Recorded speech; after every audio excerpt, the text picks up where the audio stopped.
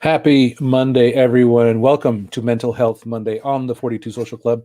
I am your host, Jedi ASU, and thank you so much for spending a portion of your Monday with me and my guest. Looking forward to this conversation. Is a topic that I researched a bit in preparation of this call. This conversation. I haven't known anyone directly suffering from this, so I'm actually extremely excited to hear more from our guest today. And so it is Monday, February 1st, 2021. Hope all is well. And we're going to go ahead, and our guest today is Kel Murphy. You've probably seen her on Twitter. She's a marketing expert and more. Mother of two, and Kyle Murphy is married to her. So remember that always. Kel, you are on the stream. Welcome to the 42 Social Club. How are you? Hi, I'm good. How are you guys doing? I just absolutely have missed you guys. I'm glad we get to talk like this. And I know it's terrible. We should have been out there at least twice by now. I know, exactly. Come see you guys and everything else on our way to Disneyland or whatever else it was. Yeah. So I am happy to see you. So again, I know I've said this a bajillion times in our messages and everything else, but thank you so much for making time on this topic tonight, because I'm actually very excited. Yeah. I mean, it's been a journey, obviously, and it probably wasn't fun at the time, but I'm excited to hear about your journey with postpartum depression. And so as I was researching, it's much more than just, being sad, being fatigued, right. I'm sleeping too much, or I'm not sleeping enough, right? And everyone may, give women shit for, it's like, you're a new mom, babies are, it's like, no, this is an absolute different creature. Yeah. And so kind of share, what how it started with you and what you went through, and we can kind of navigate the conversation from there. Yeah. So it started with the girl. Okay. Anyone who follows either me or Kyle on Twitter knows her as Blue-Eyed Freckle Face. And I'll preface it all by saying that I did not enjoy being pregnant at all. Okay. I was not one of those people who thought pregnancy was a miracle. And I mean, it is all those things, but I hated every second of it. I guess the irony of some of that is I grew up not knowing if I could actually have kids. My mom had trouble having kids. And so as a result, she did a few things and to help her along. And in order to have me, she took some medication that was prescribed at the time. And then it turns out that I was one of the last batches of babies born using that particular medication, because the first batch of babies that was born using that medication were starting to become parents, or they were now of age to have their own kids, and they were starting to have reproductive challenges. So they stopped and the drug name I can never remember, but this was in the late 70s. Okay. Which is a terrible thing to say out loud. And the 1900s is tough to say too. Seriously, Kyle and I just had the 22nd anniversary of our first date, which was in 1999.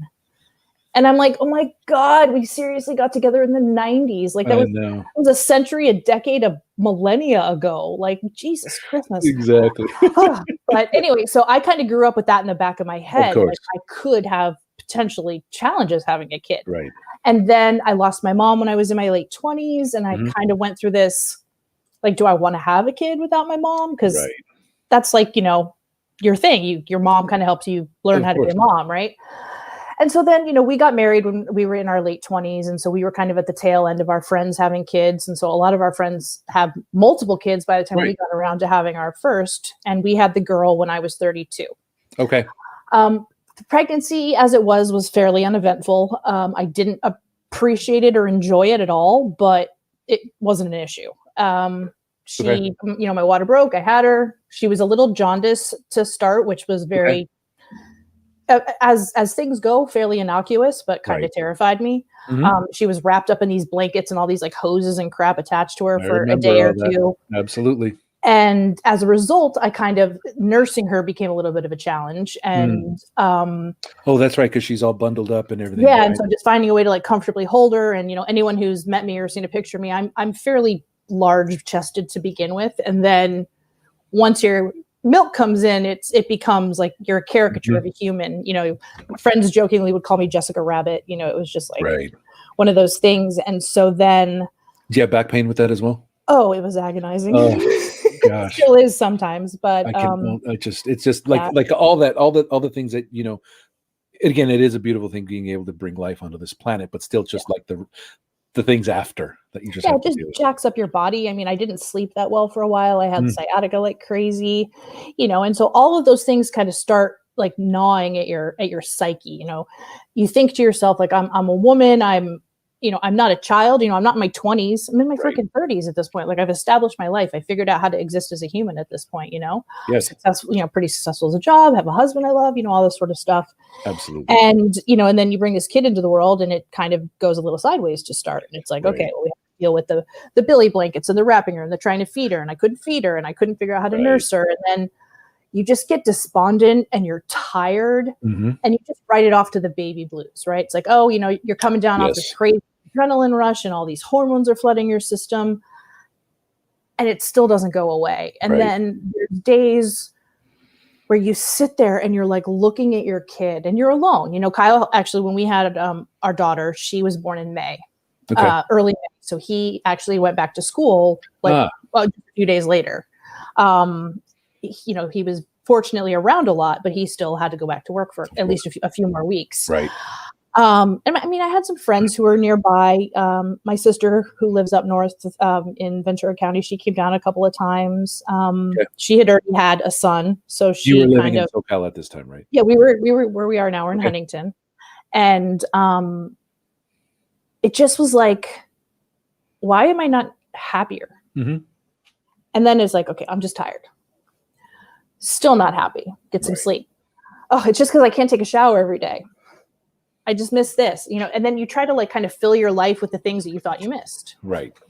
And even that didn't work. And then I remember one day, like, Kyle wasn't home. I was by myself. She had woken up and she was on the couch next to me and she just started to cry. And I remember I was just watching TV and I just like sat there and looked at her. And I just, in that moment, I felt like nothing and everything, like at the same time, if that makes any sense. Yeah, absolutely. To the point where I was just like, I felt like no connection to her, which didn't happen in the beginning. I felt fine. But then like a few weeks later, like I felt no connection to her. Her crying didn't impact me the way that I thought it should impact. Like, oh, I was going to have this rush to feed her, or I was going to want to go and hug her. You know, all these things that you see in the movies. You know, as soon as a baby cries, the woman's boobs start leaking everywhere. Like all this stuff that you think should happen or you expect to happen, like didn't happen. But then my mind takes over, and the rational brain kicks in. It's like, oh, baby crying, tend to baby. You know, I didn't have like the physical response. I had more the mental response. Okay. And that kept happening. And there were times when you read you see all those horror stories about like people, like women who do terrible things to their children. Right. And you think to yourself, like, how could you possibly do that to your own child? And then you'll have this flash of like, if I just like put the pillow over her face, she'll stop crying.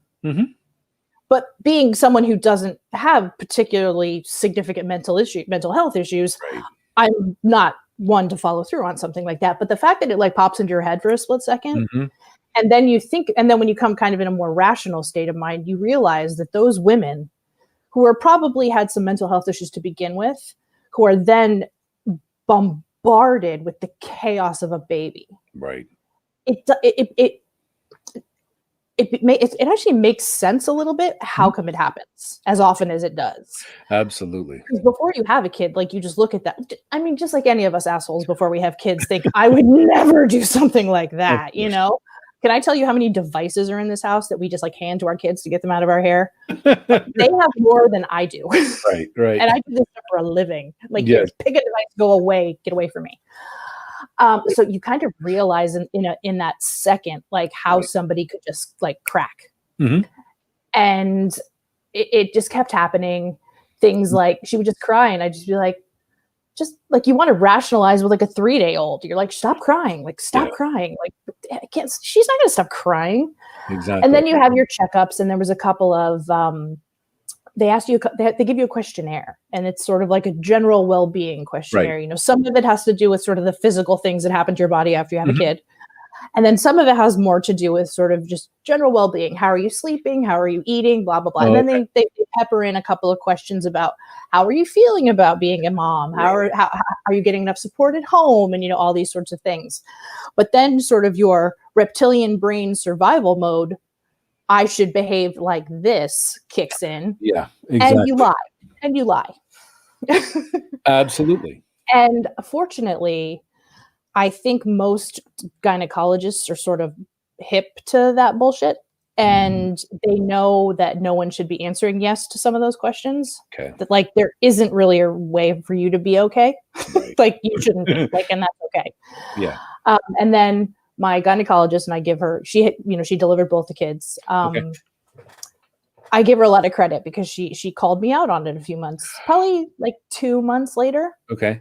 And she's like, listen, you have said the exact same thing every time you've been here. Because you go like a couple of times in that like first 2 months. And she's like, you basically said the exact same thing every time you've come in here. She's like, and it's just not, that's not common. She's like, and I know you're not a particularly emotional person to begin with, but this isn't the right set of answers.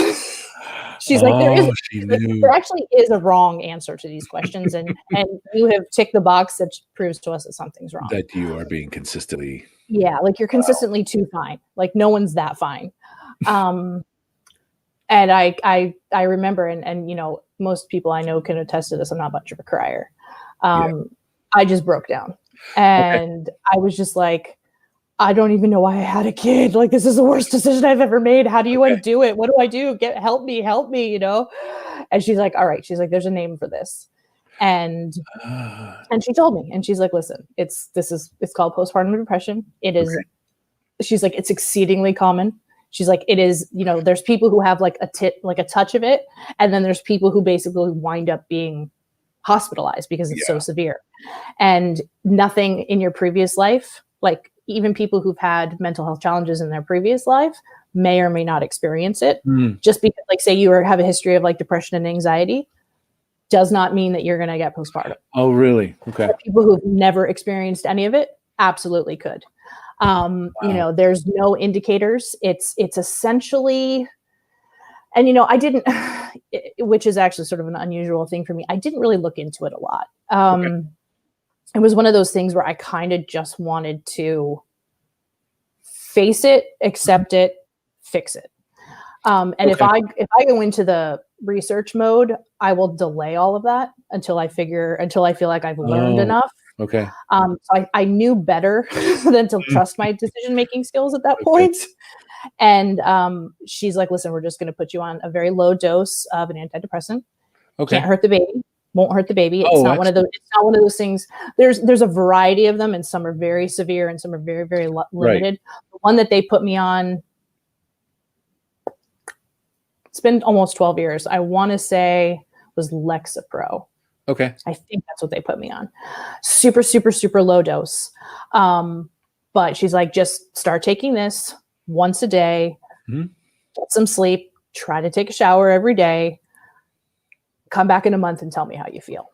And so I did that. And it wasn't a magic pill.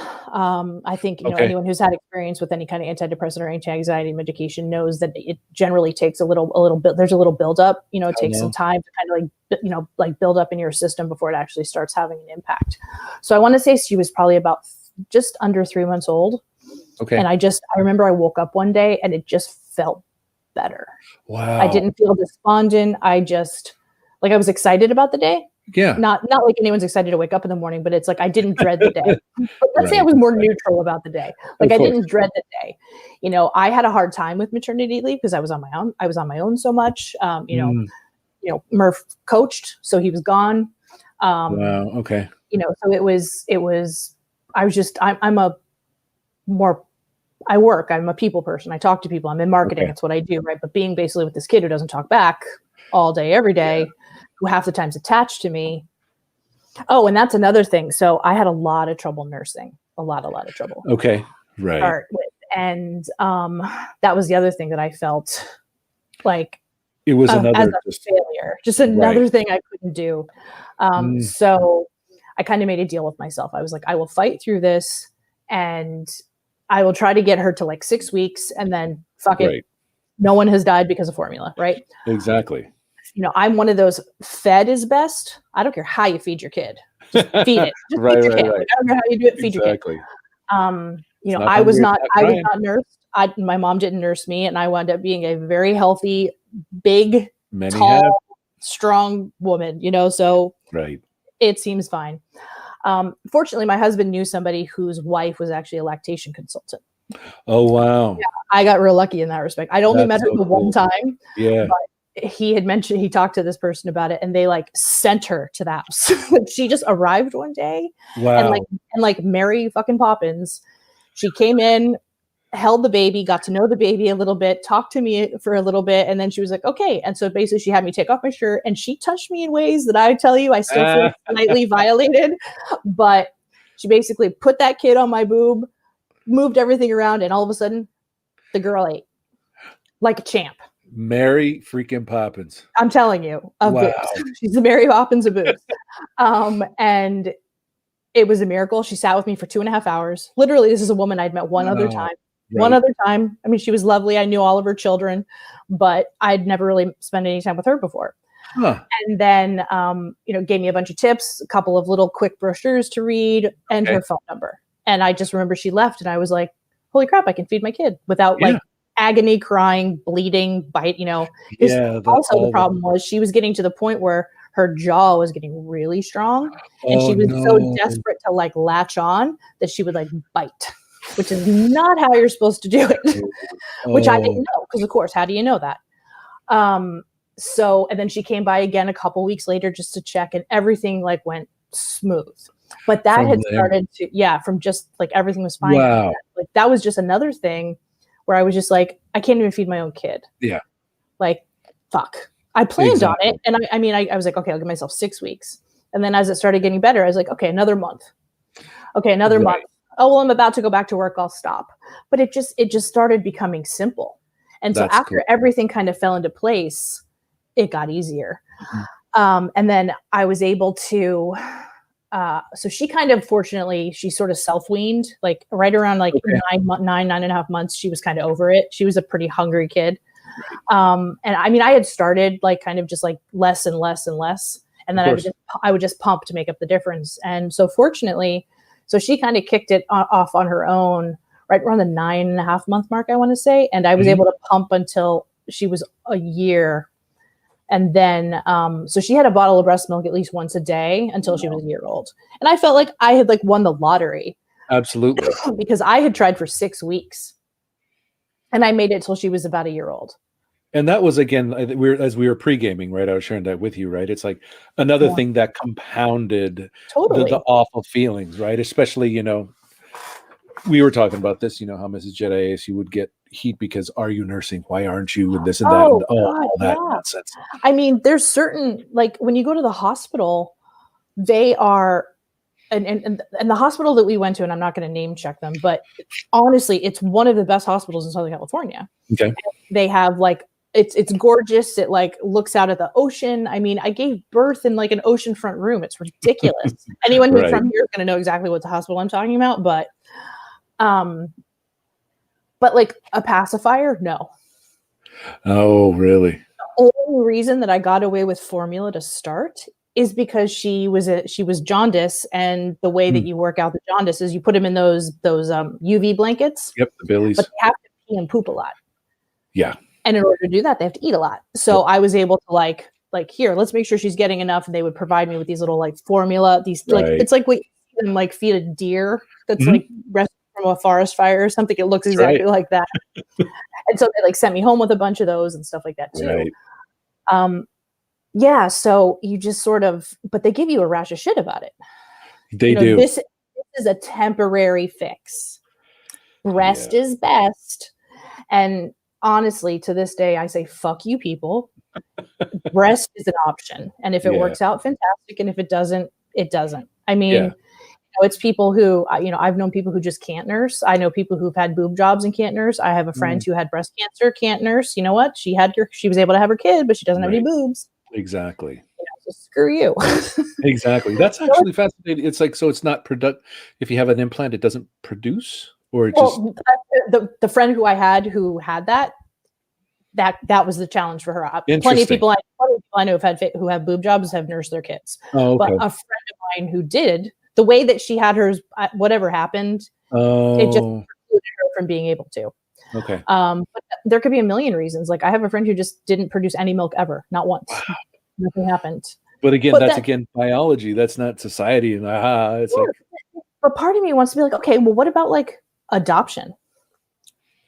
Okay, I didn't give birth to this child. How am I supposed to feed it breast milk? Like, exactly. or I'm, it's two gay men. Guess what? We don't have boobs that lactate. We can't. It's just like, it's such a terrible thing to do to a mother who is already freaking the hell out. I don't care if it's your first or your 10th kid. Every kid is different. There's actually this woman I follow on social media. She's got 6 kids. It's insanity.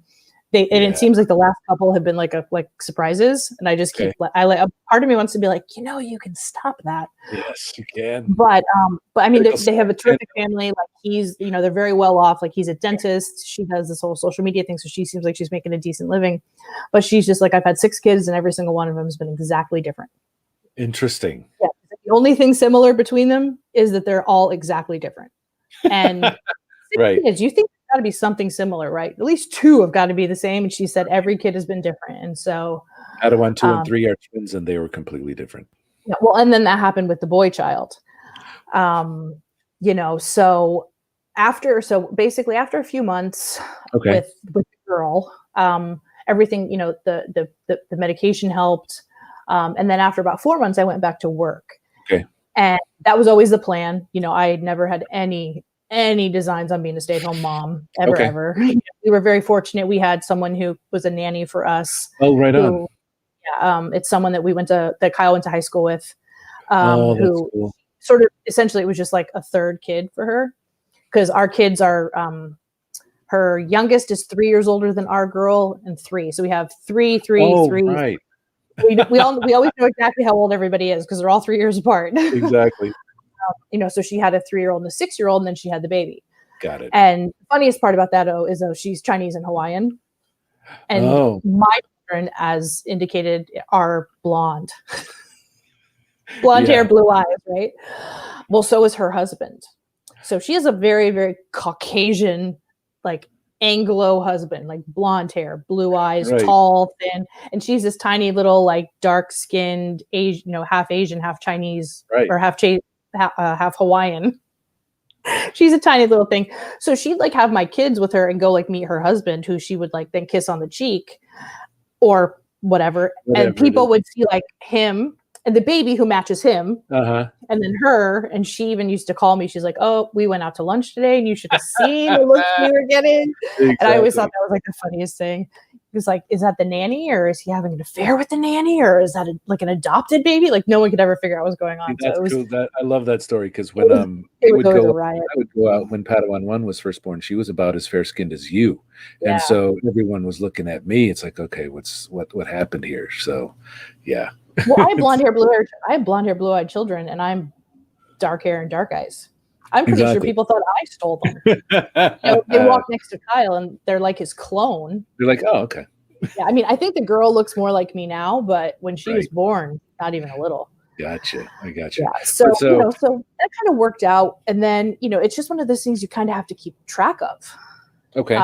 Because and one of the things that I didn't learn until later is pregnancy hormones fluctuate while you're pregnant, and then the after effects of all the stuff that happens to your body in pregnancy goes through fits and starts after you nurse. So those hormones at various levels can stay in your body, I believe, if I remember what she told me correctly, up to 2 years after you stop nursing. Oh my goodness. Right. So think about that for a second. You had the kid, so you're pregnant for basically 10 months. You have the kid, you nurse for, I was doing the nursing thing for about a year, 2 more years of that. So I was still getting like the crazy night sweats. I wasn't one of those fortunate people who lost weight with nursing. I actually put on weight, which was the other thing that was like maddening. Right.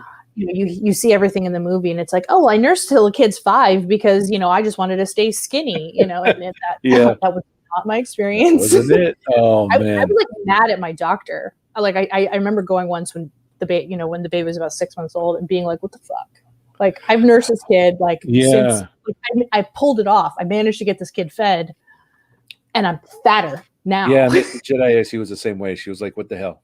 Yeah, and so I guess there's this kind of rare thing that happens from time to time where it's something like, and I could be completely getting this wrong, but I guess estrogen is required for nursing. Like, you need a lot of it to produce that kind of stuff. And estrogen is traditionally kind of like stored in fat, which is why women tend to be a little like squishier than men. Okay. Which is why a lot of women who, like women who are super, super active when they're young and like runners and like don't get their periods until later. Oh, because like they're keeping a lot of that. Because they're keeping a lot of that like extra, kind of the hormones in your body that are required in order to produce a period. I see what you're saying. You're getting, all that working out and stuff like that tends to produce a little bit more testosterone than estrogen. And honestly, the biology of it, I'm probably butchering, but there's something about that. And I was just one of those people who I don't produce a ton of estrogen. So in order to make enough, I put on like 25 pounds. So I actually weighed more. Oh, interesting. After than I did when I got pregnant. I was just like, bloody hell. This isn't fair. Yeah. So, but yeah, so that was a bit of a challenge, and and then everyone expects it to be perfection, and being a parent blows sometimes. It does. Especially like little kids. Yes, you can kind of drag them with you everywhere, but you know what? They're also like a time bomb where they just lose their shit and your day is over. And you just don't feel, and I think we still do this, especially to mothers. If they don't claim to love everything and love every minute of every day with their kids, then there's something wrong with them. Exactly. And I, and honestly, I think where I was telling you this, like, that's something I've only been able to shake recently. I mean, the girl's going to be 12 in a few months. Wow. And I'd say that only up until maybe 3 years ago was I able to be like, y'all are fucking crazy. Like, you're wrong. You're crazy. Yeah, this is exactly. Stupid. Parenting blows. And yes, my kids sometimes are assholes. And I'm going to say that to you, to them. Like, I'm going to tell people, like, it's not a secret in my life. Right. And we're terrible to mothers. It's like, if you're a mom, if you're a great mom, you can't be good at work. And if you're good at work, you can't be a great mom. Right. And it's just like, okay, cool. Not true. Right. I will admit something does have to give from time to time. There are days when, like Kyle will have walked in the door and I'm like, tag, and I left. Yeah. Like, literally, like, handed him the child as I walked out the door. Yeah. It didn't happen a ton, but it happened. But it has to. I mean, again, for your own mental well-being, you have to do that. And then there's people who I remember, I'll never forget. It was one of the first times I went like out, like hair, makeup, nice clothes type of thing after she was born. She was born in May, and I want to say she was probably about 6 months. It was right around my birthday. I want to say my birthday's in November. So it was about 6 months later that I like legit went out. Right. And I saw a few people who knew that I'd had the baby, and they're like, "Oh, that's so nice that Kyle's taking care of the baby." And I was like, "No, Kyle's the dad. He's not babysitting." She's like, "Oh, Kyle's babysitting." I'm like, "No, Kyle's being a fucking father." That's right. Like, this isn't just me. Like, I'm not the only one who did this. Right. So anyone who likes to like claim that daddies are doing something special by letting mommies leave the house, like, I honestly, I'm like, I'll fight you. Like, I love that. I love that too, because it's a whole Chris Rock story. It's like, I take care of my kids. 100%. You don't get credit for taking care of your kids. Like, you don't get extra points for doing exactly what you're supposed to do. Exactly. And I don't know. It was on. I want to say it might have been on Jimmy Kimmel. Okay. Or Jimmy Kimmel or Jimmy Fallon. Honestly, I don't remember which one it was. But Mila Kunis, who is married to Ashton Kutcher, absolutely, when she was pregnant, a bunch of people like kept being like, "Oh, you guys are pregnant. We're pregnant." All this stuff, and she and you can Google it. It's really funny. She does like this 5-minute rant where she goes, "We are nothing. You are nothing. I am." And she's just like, "There's no we here. This is me. I'm doing this. My body is fucked up. I'm getting fat. My ass hurt. All that." And it's something that I think people like her and people like, you and I talked about like Brooke Shields as somebody who Yes. early on started normalizing postpartum, because she was, it was very well known that she had fertility issues. Yes. And so when she finally did have the baby, it was like, it was like her, her miracle $1 million baby kind of thing. Right. And she was still miserable, and that's the other thing is, especially for a lot of women who do, we were very fortunate and didn't have any fertility issues. In fact, we kind of, it happened so fast, it shocked us. Because again, I had this thing in the back of my mind since I was about 16 that I might not have the easiest go of it. I was in my 30s, which, I'm cruising into old for having a kid, maternal, or what is it? A geriatric pregnancy. Although I did have that with the boy, because I was 35. So you get that advanced maternal age. Yeah. I'm just like, oh fuck. Exactly. But you get this thing where if you're not ecstatic and happy and telling happy stories all the time, like there's something wrong with you. And then you get all the older people who've already had kids, and some of them have had grandkids who just are like, oh, just you wait. That's my favorite. Just you wait. It's like, fuck you. I know.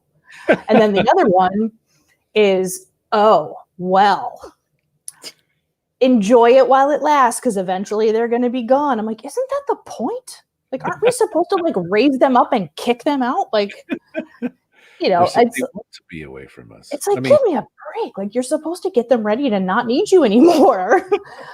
But you get all these people who, and I'm just like, yeah, I get it. But, I was just actually because, a woman I work with is pregnant right now, and she wasn't expecting to be able to have kids, and it kind of worked out, and it was really great. And she's just like, yeah, one of the things that freaks me out is I hear that it just happens so fast and all of a sudden it's over. And it's like, oh my gosh. And I was like, yeah, babies are cool, sort of. Right.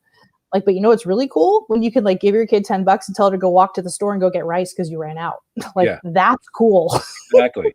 That's happened with the girl lately, because we live right next door to a grocery store. Right. Or just like a block down from the grocery store. And it's just like, hey, we need salad mix. Like, run to the, like, take your bike over. For them. Like, buy yourself something. Fantastic. She knows how to use my debit card now. Yeah, same thing. Yeah. She thinks it's like magic. I was like, hey, run over to Smart and Final. We need some salad dressing. We're out. And she just runs over there, like punches in the number, comes on back. She's like, look, I did it. She feels like badass, Absolutely. And so when they can buy themselves something, they're like, even better. It's like, I'll do it again. Totally. And then I have friends whose kids are 16, 17 years old. They're driving and they're like, designated driver, rock on, And so I'm like, that's fantastic. Which I did for my mom. I'll never forget. My mom got hammered one night with some girlfriends, and she was just like, I need you to come get me. I'm like, where are you? She's like, I'm at Linda's house. And I was like, you're like 4 blocks away. You can't walk. She's like, no. I was like, okay, cool. That's fun. I was like 17. See, my mom wasn't a drinker, so there was always a deal. No, that's the thing. Neither was my mother. So the fact that she called me and was like completely hammered was hysterically funny. Right. She did that another like Super Bowl. We lived next door to a family that was from Mexico City. Okay. And they made very, very strong drinks. And they went over there for an event. I don't remember I don't remember if it was like fight night or maybe it was like the Super Bowl or something. And we lived in one of those like big houses, but they're like connected. Okay. So each one's like a full size family home, but they just like share a common wall. Right. So she literally was like 100 steps from our house, but they had been making her margaritas. Oh. And she just like couldn't stand up. And so they like yelled at me over the fence. They're like, you're going to have to come get your mom. It was like awesome. And my mom was a little thing. Like, I'm like 5'10". My mother was like 5'5", like 130 pounds soaking wet. So I basically like had her like over my shoulder and was like, walked out their door, crossed the 2 garages, and then walked back into my house. Like, that's literally how close it was. I was just like, you couldn't have just like wheelbarrowed her over or something, but like, come on, they probably weren't sober either. Everyone. Everyone was blasted. A whole bunch of really drunk people. And then I was kind of pissed off because I'm like, I'm right next door. Like, couldn't I come over? Yeah, exactly. At 17, I didn't drink. No one drank at 17. No one did. But yeah, so after a while, you just it starts to feel normal, and you get a little bit more confident, and then the kid gets a little older, and you don't feel like it's you don't feel like they're made of glass anymore, and you just sort of get into your confidence. And then I want to say, second kid, because you're like, yeah, and I want to say when the girl was about 2, okay, I went off of things, and just as a trial, because we were considering having a third, or there we go. having our second, and right. Never ever once considered a third. Good Lord, I can't believe I actually just said that out loud. Never considered a second. It was always going to be 2 and over. No matter what gender they were, it was always just going to be 2. Okay. And so I started, I told the doctor, and again, because of the history I had with potentially having some reproductive challenges, it's like, let's try to remove any potential barrier we can. Okay. And so she's like, let's take it. I know you're a few months out from trying, because one of the things that we did, which was another thing that just added an element of stress, is I did not want to have a kid in the middle of football season. Oh, got it. 7 days a week. Yeah. A couple nights a week. He's gone until 10, 11, 12 o'clock at night. Like, I'm not about to do that, like, solo. Yeah. I never call myself single parent, because I know single parents, and what I go through is not what they go through. Yeah, exactly. I call it solo parenting. I'm like, I'm not going to like solo parent because you're off doing what you're doing. Like, if we can avoid it. And everyone joked around like, oh, you can't schedule a pregnancy. I'm like, I've scheduled not getting pregnant for a very long time. Yeah. I'm pretty sure I can schedule getting pregnant. Absolutely. So we had like windows of time when we could and couldn't and all that sort of stuff. And I had a May baby. My very first baby was a May baby. So I pulled that off. And so we were planning for the boy child, and started, and she's like, let's just see how it goes. She's like, if you want to go back on, you can go back on, but let's just kind of pull it back. Okay. And we did actually wind up having a little trouble's the wrong word. It took about 5 months with him. Oh, interesting. So a little bit longer then. Okay. With the girl, it was like a week. Yeah, you said it was like real quick. That is fast. So fast. But I was older. Okay. And that was one of the things, like, and that was another thing when we actually decided to have kids in the first place, was I realized, okay, listen, if we're going to do this, we're going to need to do this when I'm still on the younger side, because the last thing we want to do is add age to whatever potential biological challenges I may just naturally have. Right. But again, we sort of blew that out of the water with the girl. But when we started having trouble with the boy, it was like, oh crap, like maybe we just got lucky with her. Okay. So that was a little bit of a downer. And so went to the doctor like around 4 months of trying, and nothing had happened. Right. And she's like, okay, listen, like you're a little older, so this is not unexpected. You do have a kid, you're both working, so your stress levels are a little bit higher, which is, all things that point against having, pregnancy gets harder when your body's a more inhospitable environment. Yeah, you're tense. Absolutely. Yeah. She goes, so how about this? After 6 months, if it doesn't take, come back and see me. Okay. So I made the appointment on my way out and canceled it 3 weeks later because we were pregnant. It took about 5 months, but we got pregnant with the boy. And when I told you I didn't enjoy being pregnant the first time, I didn't think it could get worse. And pregnancy was like, hold my beer. And it did. Oh, the boy child. Wow. So the girl was 8 pounds and change, 8.5 pounds, and about 19 inches long. She was a little early. So they said if she was like a week early, they said if she made it to term, she probably would have been about 9 pounds, which is a big kid. Kyle and I were both 9-pound babies. The boy child was 11 pounds. He was 22.5 inches long. Wow. And I could not eat anything. In fact, I lost weight while I was pregnant because I wasn't sick. Because he was just, I didn't have morning sickness, but he was just sucking every ounce of everything out of me. Really? I couldn't eat. I was like nauseous all the time. I had to take medication because I was so nauseous. Wow. I ate, French fries, watermelon, and lemonade for about 5 months. And to the point where like I kept losing weight, like going into the doctor's office. Normally you sort of stay at normal, right, or you gain as you're, building a kid. Of course. And I remember saying to the doctor, who I love this woman, but I almost killed her. I was like, should I be worried? And she's like, well, you were a little ahead of the game to begin with. And I was like, did you just say I was fat? She's like, I said nothing of the sort. I'm like, you're a fucking bitch. But I mean, she wasn't wrong. I mean, I went into, I had a few extra pounds on me at Why that point. fries, watermelon, and lemonade? I have no idea. Those are just the things I could keep down. Those were the ones. Okay, cool. Yeah. I think my guess is the lemonade and watermelon because I needed water. Okay. I imagine it was some version of dehydrated and some sugar from the lemonade. And French fries is my go-to salty snack. Oh, interesting. So they say that the things you crave tend to indicate what your body needs at the time. Oh, wow. So the pickles and ice cream thing, it's like salt and calcium. Right. That's just how it manifests itself for certain people. I have a friend who was what did she eat? It was a very strange combination, but she couldn't get enough ham and strawberries. Ham and strawberries, two really weird things to put together. Well, with the girl, I've been lactose intolerant since I was a baby. Okay. With the girl, I was going through a gallon and a half of milk every 2 days. And it didn't affect you in any way? Not even a little, which actually made me sad after I stopped being pregnant because I couldn't just pound milk anymore, which I've never liked milk that much. Right. But being able to eat a couple chocolate chip cookies and drink a huge glass of milk. Or even ice cream. Ice cream has never been, ice cream is never for me. It makes me instantly sick. Wow. There's a few things, I can eat cheese to some degree and I just will suffer a little. Ice cream, there's something magically terrible for me about ice cream. Wow. And I know that there's always been that ice cream is a big thing in our house with Murph over there. So ice cream's his thing.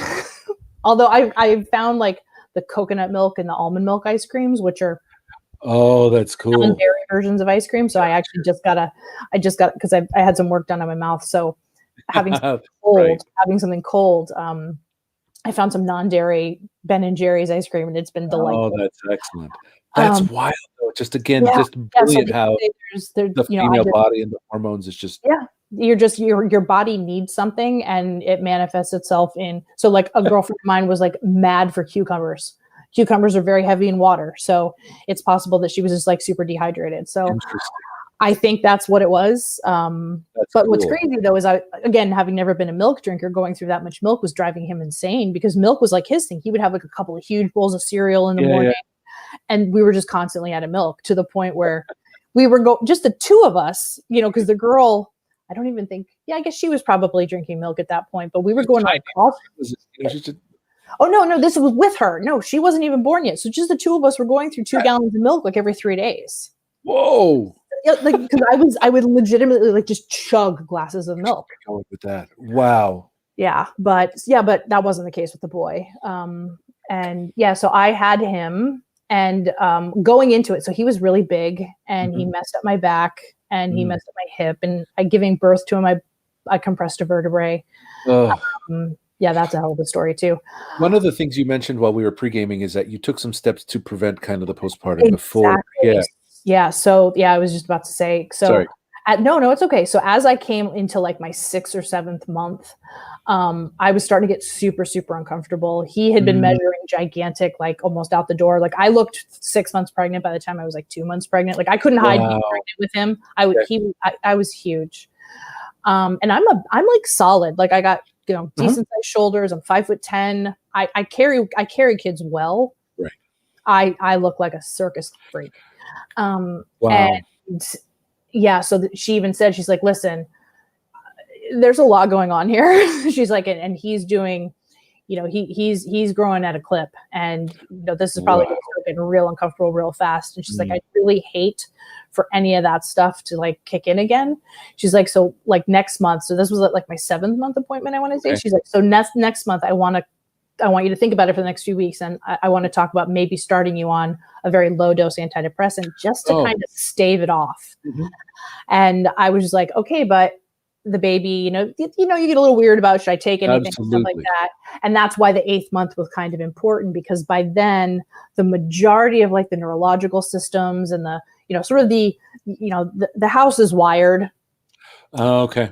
The walls have been put up at this point. Right. It's mostly cosmetic. It's painting. It's filling the house with furniture. So about the 8th month. So that's interesting where they say you're okay drinking wine later on. Yeah, because at that point you're just starting, the kid's just getting fat, just beefing up, bulking up. Lungs are still developing and stuff like that, but that's a whole different. Yeah, that's not going to get impacted by alcohol or anything. Yeah, or medication like that. So at the 8th month I went in, and I'm not opposed to better living through chemistry. If it's going to help, more power to you. And so I started on that right around the time I was 8 months pregnant, and I'm glad I did, because he was a gnarly pregnancy. The end was gnarly. I went into fall. My blood pressure kept going through the roof. Oh man! The doctor would I would go to the doctor, and she'd be like, "Okay, time to go to the hospital now." And I was like, "Oh, I'm good." She's like, "Okay, well, either you get yourself there or I'm calling the ambulance." I'm like, "Okay, so I'm going to go." I would drive there. They would check me out and everything would be fine. Oh, interesting. Like when your car makes that funny sound and you go to the mechanic and it's gone. Yeah. Yeah, I did that with the boy. That was it then. Yeah. So the first time, I don't even think Kyle came, because they kicked me out within like half an hour. But the second time, they were like, "Yep, you're starting to dilate. Your blood pressure is through the roof. Get to the hospital now." So my father lived here by then, and so he took the girl. Okay. Kyle came to the hospital with my bag, because we were pretty much all ready. And then they put me in one of the sort of pre-waiting rooms, and I was in a gown, and they kept checking. Then all of a sudden my blood pressure just normalized, and it stayed that way for like 2 hours. Maybe it wasn't even that long. Honestly, I don't remember. Okay. But they were just like, "Sorry, your dilation hasn't changed at all. Any of those weird contractions you were having are over, and your blood pressure's fine. So we can't keep you because you're not having this kid right now." Okay. And I was so miserably uncomfortable. I was devastated. I'm not much of a crier, but I always like to say when I get frustrated, I leak. Okay. So I was just so frustrated, and I just needed to. I need this kid out of me. Okay. And they sent me home, and they, as one, I couldn't put shoes on. I couldn't put my own pants on at this point. I was so. Yeah. I mean, you know how I'm built, dude. I could put my hand out like this and touch my belly. That's how big I was. Wow. At the end there, that's how big I was. It was comically huge. So as one woman is helping me get my clothes back on, another nurse had pulled Kyle aside, finish all the paperwork and stuff. And she looks at him and goes, "Do you happen to know a nice dark restaurant where you could maybe take her?" And he's like, "Yeah, we have a friend who actually has a restaurant just around the corner." And he goes, "Take that woman and get her a glass of wine." The baby's cooked. He's baked. He's due in 2 weeks. Get that woman a glass of wine. Calm her down before you go home to your kid. Calm her down. So we did. We went to this restaurant that we knew. A friend of ours owned it. They put us in this very back dark. It was like an Italian restaurant, so mood lighting everywhere. Put us in a back dark corner. I sat with my back so that I could see everything. He kind of blocked for me. Big old Kyle kind of sat in front of me and blocked me. I kept the glass of wine in front of him, but I just would drink it, and I just decompressed a little bit, and then a week later it happened again, and my blood pressure just kept going through the roof. But it was the middle of July. Again, I did manage to have a kid outside of football season. Middle of July is the worst possible time to have a kid, because apparently everyone has a kid in the middle of July. Wow. So we kept having to call to try and get a bed, because they were like, "Okay, we can." The hospital that we go to doesn't like to intervene unless doesn't like to induce or do C-sections unless it's really necessary. Yep. So unless you have a cause, they won't force a kid out until it's a week and a day past your due date. Wow. Okay. I was on my due date and nothing had happened, and I was just I can't do this anymore. I can't. I'm pretty sure they're not supposed to technically strip your membrane or do anything like that. My doctor did that and nothing happened. Wow. She did that just to because she felt bad. I'm convinced she did it just because she felt bad. And then they were like, "Okay, well, you've had blood pressure issues in the past, so I kind of got through the gate." And they're like, "Okay, just call back until there's a bed." And so my sister, who actually had 2 C-sections, oh, by the way, C-sections is having a kid. Don't let anybody tell anybody that deliver a kid, cut a kid out, adopt a kid, foster a kid, have a kid, you've had a kid. Like none are better than the other. You bring a life into the world, regardless of how you brought it into the world. Good for fucking you. They're here in one piece. It doesn't matter how they got here. Out of you, you have given birth. That's right. Anyone who basically is like, you've never given birth unless you've pushed a kid out of your cooch, like you're just a fucking horrible human being. Yeah, exactly. You know what? I've done it to 2, and I would have, considering what the second one did to my body, I would have had him cut out in a heartbeat. Yeah, I understand. Yeah. Because Jedi asked you, so Padawan 1 was a C-section. Yeah. And so the second one was going to be regardless. But when it was twins, they're like, yeah, that's good. For sure. I mean, VBACs are a challenge, and they can be really dangerous. So yeah. Yeah. But so my sister wanted to be there. And so she came down because we were kind of expecting things. And so we kept calling. At one point, Kyle was just like, I swear to God, it was like a full moon too, which is the worst, the second worst time to have a kid. Yeah. And he even said to him, he's like, you're going to have to figure something out, because if you don't get this kid out of my wife, I'm afraid that we're going to have to do it in the emergency room because she's going to slit her wrists or something. Because I was just that miserably huge. Of course, I couldn't take it anymore. And just when we had finally given up hope, I got, rinsed off in the shower. My sister started getting ready for, the baby was with, the girl was with the nanny because we were pretty much expecting it to happen within the next couple of days. So we had gotten her handled. And 11 o'clock, we're all getting into bed. And the phone rings. And I grab the phone and I'm like, it's the hospital. And they were like, can you be here in an hour? Yes. And it's 10 minutes from here. It's 10 minutes from here. So we go down, check in, because I was being induced. They pretty much start everything right away. Wow. And so that was midnight. My water broke at 6. So you were just sitting there for 6 hours before anything happened? Yeah, I fell asleep a couple times. My sister and Kyle cuddled on a couch, which was really cute. At this hospital, they have those couches that turn into beds. Yep, absolutely. Well, the thing is, it's against a wall. It's between a wall and a cabinet. So it's about 6 feet tall, which for my 5'4" sister was perfect. But for my 6'5" husband was not ideal. At one point I look up and he's wrapped around my sister. They're spooning, he's at a curve like this and she's fit right in. It was actually I'm like, oh, you guys make an adorable couple. That's actually cool. They're actually able to sit, at least fit there. And it was, deep enough. Because everyone we were so tired. It was 4:00 in the morning. And at this point, sleep was, I was actually, fortunately, I am all the medication that they'll give you, give it to me. Yeah. I'm not trying to win a gold star here.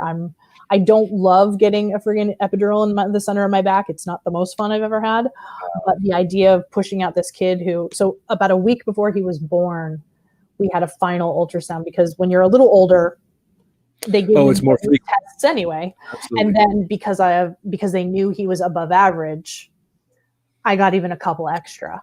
So the very last one we had, they did the measurement, and 2 really cool things happened. The first was they got the measurement and they gave us the estimation.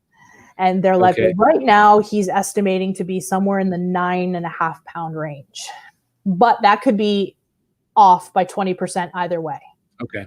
And so I look at the math teacher and I'm like, 20%, which means he's going to be 12 pounds or 7 pounds. Is that what you're trying to tell me? And the guy, when you use your arm demonstration, it's that's not a 7 pound direction. No. And they do the fundal measurement where the length of your stomach is about the circumference is about as many weeks along as you should be. Okay. Starting at 30 weeks, I was 4 weeks ahead. So at 30 weeks, he was measuring 34. Yeah. And it just kept getting worse. And the guy looks at me and goes, there's no chance that you're having a 7 pound kid. He's like, this will be a 10 pound kid minimum. And I was like, fuck. Yeah. And then at one point he was trying to get a couple of measurements to check, because when they're bigger, that actually has a second set of issues that could come along. Fortunately, I didn't have gestational diabetes. I just had a gigantic child. Okay. But they needed to do a measurement of his neck and his shoulders to see about diameter. Let's be honest, because he. Oh, I see what you're saying. Yeah. And at the very end, he didn't move around very much because there just wasn't a lot of room for him to move. Of course. And at one point, I'm sure you've seen, the monitors on the wall and the guys over here. And at one point we're looking and he's pushing and he's pushing and he's trying to get this measurement. And all of a sudden you see this little arm go up and goes, boom. The boy child legitimately punched wherever the ultrasound wand was. Right. And the guy starts laughing. He goes, honestly, kids hit these all the time, but I've never actually seen it. He's never actually just watched a kid like the arm come up and be like, no. and the boy child legitimately, little beefcake. Right. Known then we were fine. Yeah. So That's yes, awesome. so we go in. So my water breaks at 6 a.m. Things start to kind of wander. And then my sister, because she's rad, decides to start polling everybody who walks into the room about how big they think the kid's going to be. So we have like a chart on a wall. Yeah. Thinks the kid's going to be. About noon, they were like, okay, you're ready. They called the doctor. Wow. So it was about 12 hours. Sam, or the girl, she was only about 12 hours too, but I pushed with her for I pushed with her for about an hour. And then the boy, so they called the doctor at noon. She showed up at 12:10 and he was out at 12:19. Wow. Yeah, I pushed for about 10 minutes. It was kind of a miracle. The funniest part about it, though, was because he was so big and they knew he was going to be so big, they had a NICU unit in the room with us. So, really? when you've had a kid, like there's no such thing as dignity in that prep because like you're up, you're spread. And I still am not sure I understand hospitals because for whatever reason, the open is to like the door. Like, I feel like my legs should be that way. Yeah, exactly. People walk in, they're seeing maybe the side of me and not everything. That's but interesting. At that point, you just don't care. I've had a couple of friends who are just like, I don't even know if I'm ready to have this kid. I'm like, trust me, by the time it's ready to come out, you're going to be so ready to come out. You're not going to care. Yeah, you'll do it on 42nd Street at that point. You will not care.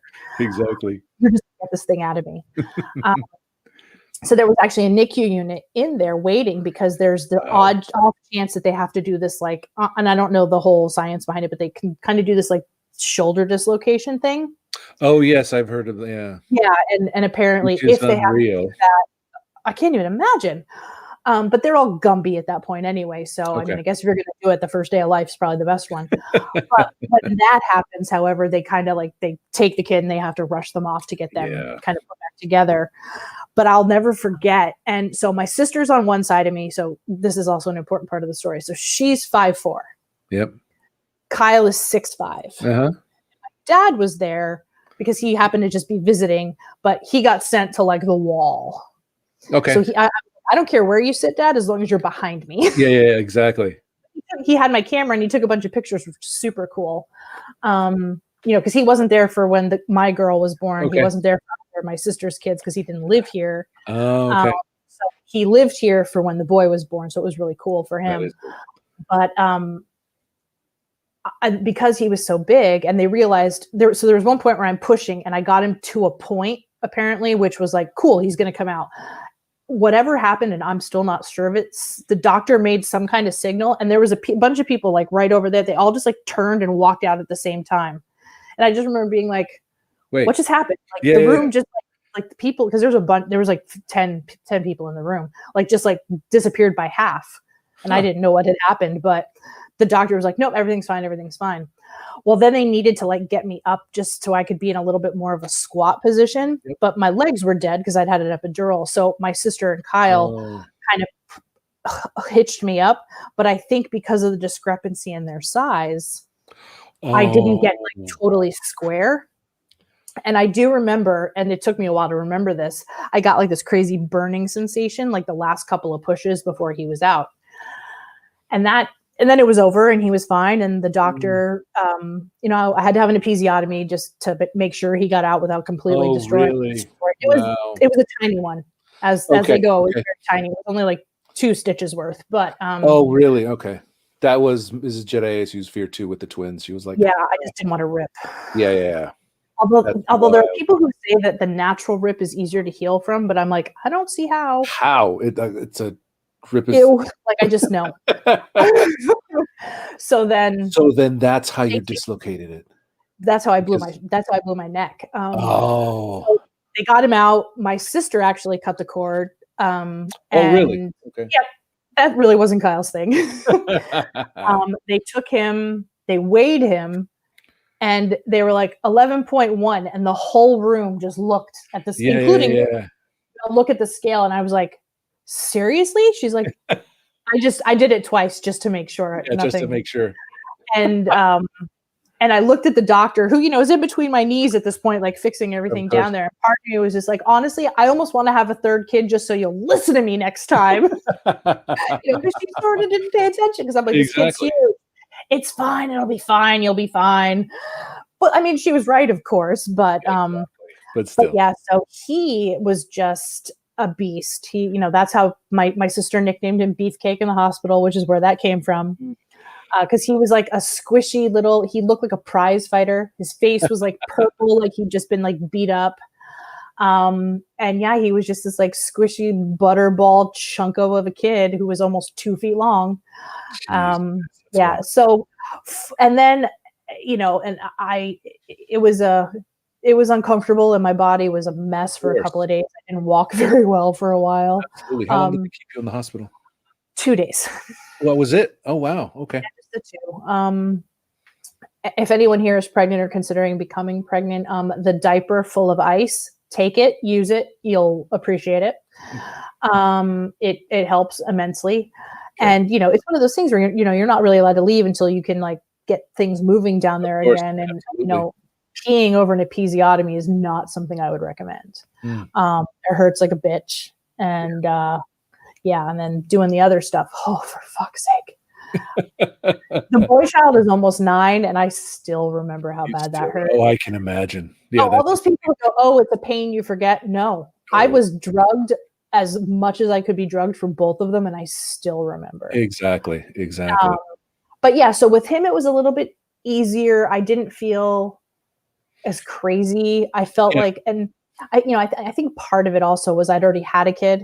So, you know, some of the, you know, when you walk into your house with the carrier and you put the kid on the bed, and then you're just like, no one's coming for this kid. Exactly. Because when you're in the hospital, you know, the nurse will come in, and like, if it's time to change the baby, the nurse will change the baby, and the nurse will give the baby a bath, and like, oh, we'll take the baby so you can sleep for an hour while we do all the hearing checks and all that kind of stuff. And then all of a sudden it's like, wait, how do I swaddle? I don't remember how to swaddle. How do I swaddle? I can't remember how to swaddle. But fortunately that I had taken some pre-measures with the boy, because he didn't sleep. Really? At all. He wasn't for years. Really? Well, turns out the day, or was it just short bursts? Oh, he would nap, but in the night he just wouldn't sleep. And it turns out he was just fucking hungry. Yeah. That's what it was. So hungry. But so back to nursing with the boy child, by the time I had him, my body was like, oh, that's what I was supposed to do. Oh, God. I could have fed the neighborhood. I was like a super producer. Like, normally I would, like, you know, they have like the little bottle that's like about that big. It's like about 3 inches. Yeah. I would fill like 2 ounces of that. I think it's like an 8-ounce thing. I would get 2 ounces of that, and I would like throw a party. Yeah, of course. When I was with the girl. With the boy, I was filling up the 16-ouncer and shaking it in the middle. Wow.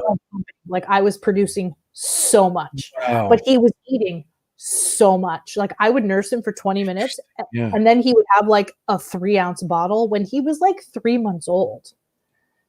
He was enormous from the start. And then it came to a point where I couldn't like hold him.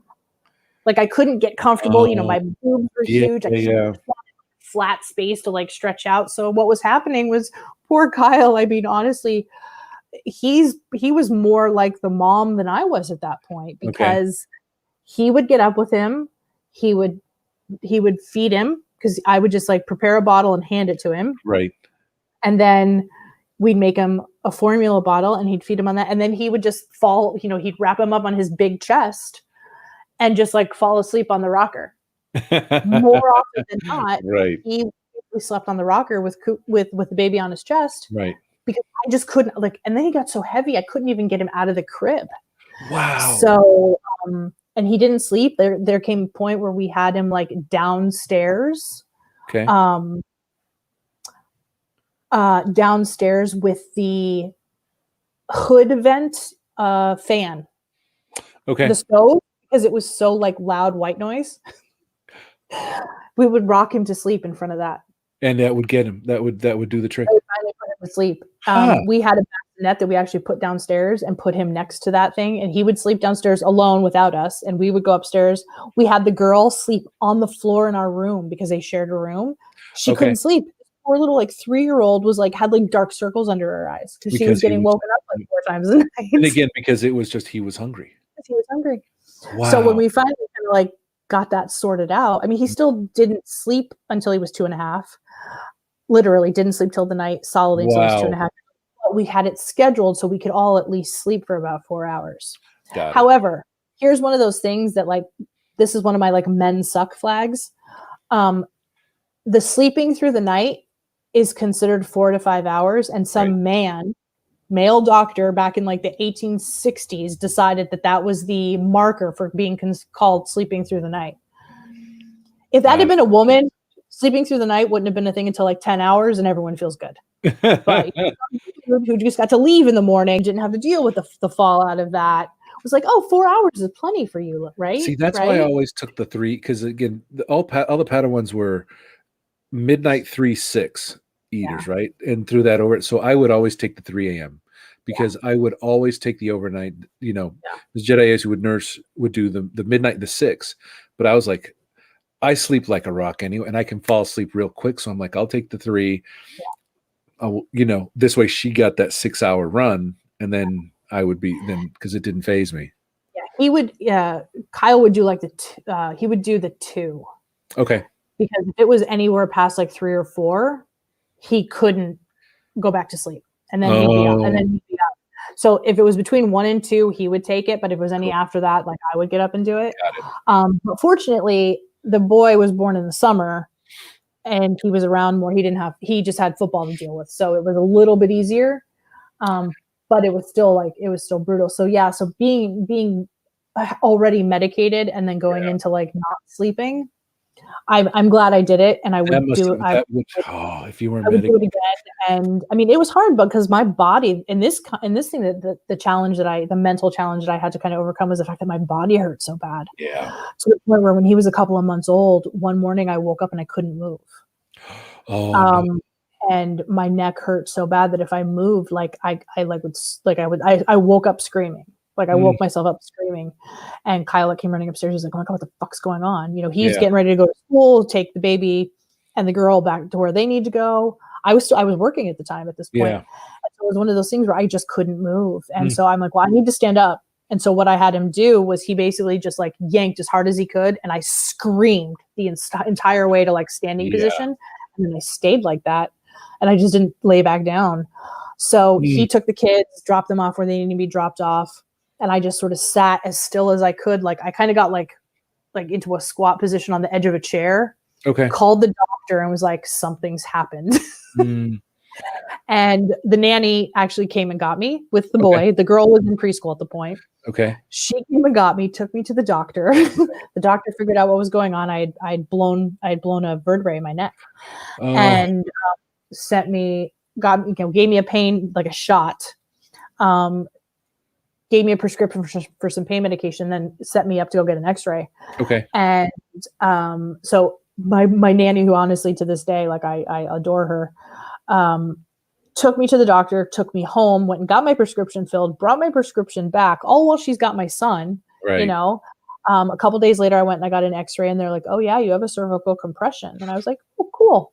I was able to, like, after some like heavy duty muscle relaxers and stuff, like everything kind of felt normal again, but they sent me to physical therapy and they opened the medical file, and she's like, "Oh, okay, so you have a neck injury. So tell me about your car accident." I'm like, "Oh, that's not mine." I'm like, I didn't have a car accident. And, you know, she's like, "Kelly Murphy." I'm like, "Yeah." She's like, "Your neck, it's because of a car wreck." I'm like, no car wreck. She just like looks at me and goes, "This is a car accident." I'm like, "No, I swear I haven't been in a wreck." "Well, why are you here?" I'm like, "I don't know. My neck hurts. That's why I'm here, because I need it to not hurt." And so we kind of like went back. Like, all right, well, let's kind of like see when this started. So we sort of went back couple more months. I'm like, oh, that was when my son was born. She goes, stop there. And then all of a sudden I have this flash of when I had pushed and I had this burn that went from like right about the back of my gosh. all the way down to like the center of my back. Right. And so, but then it kind of went away. But yeah, so what I wound up doing was I compressed a vertebrae pushing. Yeah. So I have like a C4, C5, like a minor compression, which is now just arthritis. Is it? Okay, good. Yeah, now it's just arthritic. And so, so he's got all the bone stuff and I've got the arthritis. It's really fun. We're a train wreck in this house. Do you think that you being on the medication before helped your nursing and milk production, you think, before? Because again, from a mental perspective, it wasn't as... No, I don't doubt that it might have. Okay. I think I was calmer. I knew a little bit more what to expect. Okay. I had, it's just like anything. The first time you do it, you never know what you're doing, but the more you do it, the more you get used to it. So I felt less uncomfortable and less afraid, I guess is the best way. Like I kind of knew what was to expect. It's like the first time you change like a crazy, disgusting diaper and you're just like, oh, but like the 12th time you've done it, you can do it like with one hand and chuck it over your shoulder. Exactly. And you know, and not to do. Absolutely. Yeah, but it's one of those things where it just kind of starts to make sense after. So I imagine that there's an element of stress. I mean, I have learned over the last few years, I've had a pretty stressful, like last 2 years of life, just not even outside of COVID, like a year before that, just things with my career and just, there was a lot of stress in my life and it just started impacting my health in all sorts of ways. So I can't imagine that if you're going through any kind of like depression or stress or anxiety surrounding just being a parent to begin with, and then you have like a true chemical imbalance, it has, anyone who says it can't, I don't think anyone can unequivocally say it does, but I don't think anyone can say it doesn't either. Agreed. I mean, you're stressed, you're anxious, you're freaking out. I mean, it's like when you're stressed out, you don't sleep. Sleep is the most natural part of being a human. It's just like, it's the rhythm. You sleep, right? You wake up, you go to sleep. If you're stressed out, you don't sleep. Yep. You're not recovering. You're not doing all that. Destroying the one thing that is germane to creatures that breathe. Sleep. Right. Absolutely. Animals sleep. It's what we do. And so, stress at the basis, the most basic level, you don't sleep. So I can only imagine. Absolutely. Everything else falls apart. Your body's messed up. So, I think it's just one of those things where, and it's a personal choice for everybody. And I know there's people who just don't believe in it, but a girlfriend of mine's afraid of needles. Okay. And so she didn't want to get an epidural. And I was like, okay, couple of things. One, I've pushed a kid out on medication and it still hurt. Two, it's in your back. You can't see it. You're not going to see it coming. You're not good. Yeah. And number three, like there's no award being given out for being tough. Like this is hard enough. I'm like, I'm not trying to like shame you or anything like that. But if you're trying to like prove something to somebody, like this is hard enough. Absolutely. If you have something that can like ease up your life, like do it. Exactly. We're not in the 1800s. We're not in the 1700s. Medical technology has advanced enough to help you with this. Like it. I didn't realize at one point, I didn't even realize I had a button. The guy told me I had a button. I'm like, I've had a button this whole time. How many times can I hit the button? Button. Exactly, I want more buttons. Exactly. But I had my own, pain med control, and I was like, definitely all the drugs, all of the drugs. Exactly. And I did not feel like any of my kids, either of the kids were lethargic.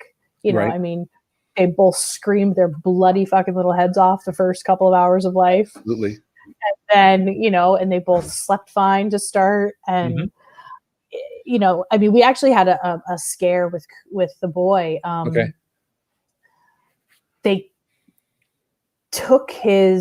They did his hearing test. Okay. I want to say he was about 12 or 15 hours old. And they did his hearing test and he failed. And he didn't hear anything, or is it the throat? Yeah. There's a I don't know. There's some threshold. Okay. Where their body is supposed to react in a certain way, and his didn't, like, at all. And they brought him back in and they were like, well, he didn't pass. And I was like, what the fuck does that mean? Yeah, exactly. Somebody explain what that means to me. Like, it's not like he can raise his hand and be like, yep, heard it, Of course. What they do is they put some electrode and their body is supposed to react a certain way. Like there's something reacts to that. Okay. It's like an internal thing. I don't think they physically react. I think they're supposed to get some sensor, whatever. Okay. She's like, let's just wait. He came out fast. He's a big kid, possibly, because they're all squishy and they're underwater, right? Absolutely. And part of what the birthing process does is it sort of squeezes all that out of them, right? Absolutely. Which when the baby is born through cesarean, they have to manually do that with all those little things, right? Well, when a baby is born, through, vaginally, the squish that gets it out. All that stuff out. Well, because he came out so fast, ultimately it turns out that there was probably still like a little like fluid in his ear, because they did it again 12 hours later and it was fine. But, there's that 12-hour window of time where you're just like, is my kid deaf? Exactly. Like, bajillion things going on. Everything, and I mean, okay, that's fine. We'll deal with that. But it's like you go, like, what would I, like, if I hadn't dealt with this ahead of time, if I hadn't known, and I'm going through fear and terror, that would have only been exacerbated and made everything worse than it needed to be. So, I'm glad I did it. I'm glad the doctor recommended it. I don't even remember if I thought of it. Yeah. But she did. And I'm grateful to her for it. Absolutely. And so, yeah, but it helped. And I went off, I think I went off of them when I was about a year after he was born. Okay. I think I finally was like, I feel all right. Let's give this a shot. So I just kind of cut down. Okay. They basically cut you in half, and then they cut you in half, and then you go like every other day, and then you go like every 3 days, and then you just kind of stop. You have to wean off of that stuff. Like you go cold turkey, you could like have a stroke or something crazy. Okay. But then the side effect of, and I don't think it's connected to postpartum. I mean, it's probably whatever the biology of my body is it's all related, I imagine. But I started in with the anxiety. That only kicked in after I had the kids, though. Like I've flown my whole life. My parents moved around a lot when I was young. We traveled all the time. I've been on the plane since I was 7. Oh, wow. One of the first times I flew by myself, I think I was like 7 or 8. Really? I mean, I've never had issues. I get motion sick, but I've had that since I was a kid. But this was like panic. I've had a couple panic attacks in traffic, where like I felt so unsure of what was happening and trapped and like, oh my God, I'm stuck here. I can't leave. I can't get anywhere. I can't get to my kid. Not that there's anything wrong, but I had this like overwhelming anxiety that like that fight and flight kicked in. Like, I'm not necessarily afraid to die. Like I don't have, I'm not someone who has like a bit like a real strong faith or anything like that. And I'm pretty sure that when you die, it's lights out. Like end of story. My concern is not being there for my kids, having lost my mother when I was younger. I mean, I was in my 20s, but I was married at the time, but I was still young.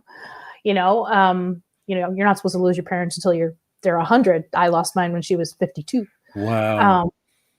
And which I'm like coming up on the age that she was when she got diagnosed. So that's going to be a whole nother shit show. Yeah. But, I'm only a few years out from that, but the anxiety kicked in because of the kids. Like, so, traveling became just like, I would just panic. And I travel a little bit for work. So I was gone here and there and stuff. So I talked to my physician and she was like, no problem. Here you go. And I have a Xanax prescription. And, interesting. If I need it, I take it. It's not a regular thing. No, I was going to say, but do you think because of the postpartum and that is a side effect, or? Chemically, I imagine it's all connected. I had some like minor issues with depression when I was a teenager. Okay. I moved around a lot and my life was I didn't have a rough childhood by any stretch of the imagination. I don't want to give that impression, but we moved on for my dad's work. My father worked, he had a very important type of job. He worked for the government. He was a contractor for the military. So we moved around. I always lived near a military base, I was in 5 schools in 5 years. Wow. Type of thing, 5th, 6th, 7th, and 8th grade were in different states. Wow. 8th grade, we're Southern California, and we stayed here after that. Okay. But yeah, so I mean, I had a lot of chaos growing up just in that respect. Yeah. But my dad made a great living. He retired pretty young, stuff like Mhm. that. But moving all the time and not having real roots, if you will. Right. So I had some issues with depression when I was a Okay. kid, and I was in high school. A couple of my friends died in Mm, accidents and stuff like that. So there was a lot of. So I've always had like little things here and there. right. So I imagine that there was probably some chemistry in my body that's just like, Okay. we could have some shit to deal with at some point in time. And so, I feel like there's nothing like, life's hard. Yes. Even easy lives are hard. Hmm.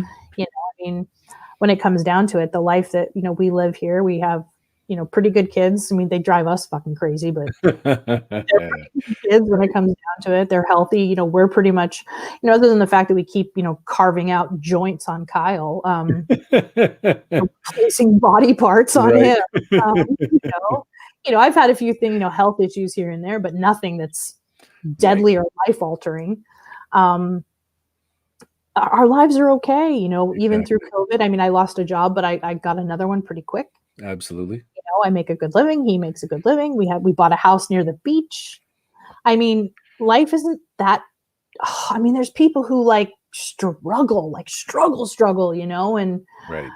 but sometimes life just is hard, and everyone has their crosses to bear, and everyone has their own version of an albatross, right? Absolutely. Yours is, your shit is your shit, and my shit is my shit, and Right. even if yours is worse than mine, mine is still my shit, Exactly.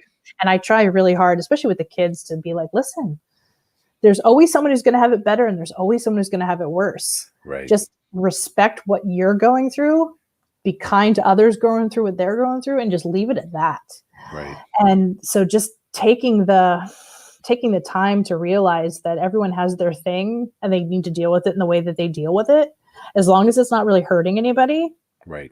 Let them do it. I mean, Absolutely. then there's, and I don't want to discount the people who self-medicate through other means and things like that. And that's a whole different. That's a whole different channel, Absolutely. and that's usually there's a whole different level of pain associated with that. Yes, that is exactly. probably in the same family Mhm. as depression and anxiety and all that sort of stuff. I mean, it's got to be all connected somehow. They just choose a different path in which to deal with it. Exactly. I mean, I always, I always joke around when Kyle was coaching that, like there's a couple of things that are almost true. Is most lifer coaches are on their at least second wife. I don't know too many coaches who are married to their first. Okay. I don't know too many. And we know a lot of coaches. Yeah, you are in that ecosystem. Yeah, we know a lot of coaches, and most of them have at least had one, if not more. And I always used to say, if we keep up at this rate, by 40, you're going to have to send me to Betty Ford, because it's just like, this is crazy. But, he made a very, after the kids were born and I kind of went through what I went through, we had a long conversation. I'm like, listen, like, I'm never going to ask you not to coach. Mm-hmm. I'm just going to ask you to make the right decision sometimes. And that means, like, if we have somewhere to be, if the kids have something to do, there's a choice that needs to be made, and I'm just going to ask you to make the right decision. And I'm not even going to tell you what the right decision is, but I'm going to ask you to make the right decision. Yeah, exactly. And, he made a point of being very careful about that kind of thing. And, there was family events we missed, and, weddings we didn't go to, or I went to alone, right.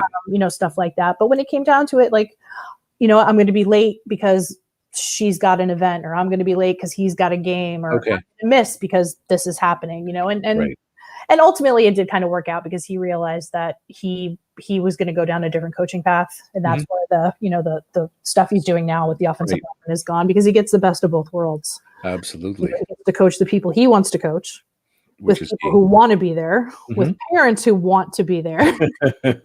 Exactly. And he kind of gets to make his own schedule and be home with us. and he gets to be a little bit more Mr. Mom sometimes, because I have the corporate job and he has the more he's the teacher, which is traditionally a female job. Most teachers are women. Right.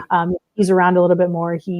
So we have kind of a very sort of gender swap sort of stuff, and a lot of gender role sort of things. And he cooks more than I do. We always joke around that I'm logistics and he's execution. My marketing brain at work right there. Exactly. I come up with like kind of the big plan, the overall scheme of things, and like he gets it done. Right. Exactly. He's around more. My previous job, and even it would be with this one, if times were normal, I would travel some. Oh yeah, so you would be away a little. Gone. And I'm not usually gone for a day. I'm gone for a week. So. Oh really? Oh, yeah. okay. So that would be conferences, events, trade shows, stuff like that. It's like a trade show usually is say Monday, Tuesday, Wednesday. Well, you get there Friday. Yes. Set up for 2 days. The show is Monday, Tuesday, Wednesday, and then you break down Thursday and Friday, and then you come home on Saturday, sort of thing. Yeah, and if it's in Vegas and it's never as glamorous as everyone thinks it is, because it is not. No, I mean, I've taken him a couple times when it's been in Vegas and stuff like that, just because it's like, just come for the day or something. And, right. But the thing he forgets, the thing, not that he forgets, he gets it, but the thing that a lot of people don't realize is you have to be on the whole time. Yes. And you also have to do your other job. Mm-hmm. You're doing 12 hours on a trade show floor, and then you got to go do 8 hours to get your job done that you're not in the office for the next show that's happening. Yeah, I mean, there have been times I've been in Vegas at 3:00 in the morning in my hotel room. I do some stuff with computers, and so I was looking a piece of code broke.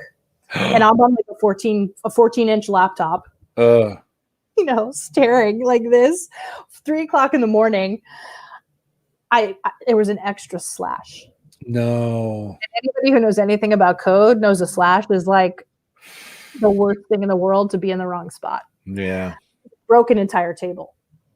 The table was right for about 4 cells, and then the entire rest of the table broke, which was about 97 lines of information, which was about 2,600 lines of code. And at 3:00 in the morning in Vegas, I found it though.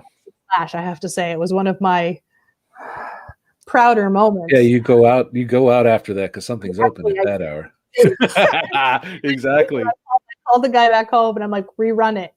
And he's like, holy shit, you found it. I'm like, it's done. I'm going to get a drink. Exactly. I went downstairs. I was at the Aria, I think, which is a spectacular hotel. It is, yeah. And I went down to it's called the Lobby Bar. Mm-hmm. And I had seen the guy earlier in the night. And he's like, you're back. You're back? Because it was about 3:30, 4:00 in the morning at that time. I'm like, yep, I'll have a Prosecco. And he's like, you know what? I think this one's on me. Oh, that's funny.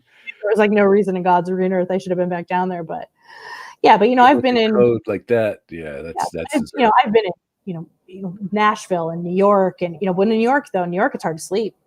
Mm-hmm. Like Vegas, I can hide in Vegas. Like I can hide.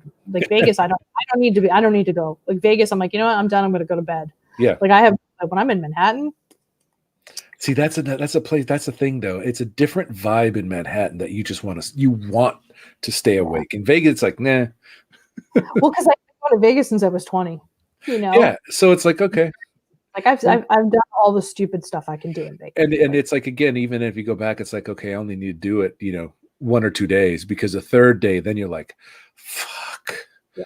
I have like 72 hours in Vegas. It is. It really is. Especially if you've got, like I said, I've attended trade shows. I didn't do, but attending trade shows for 4 days is still a lot relative. But yeah.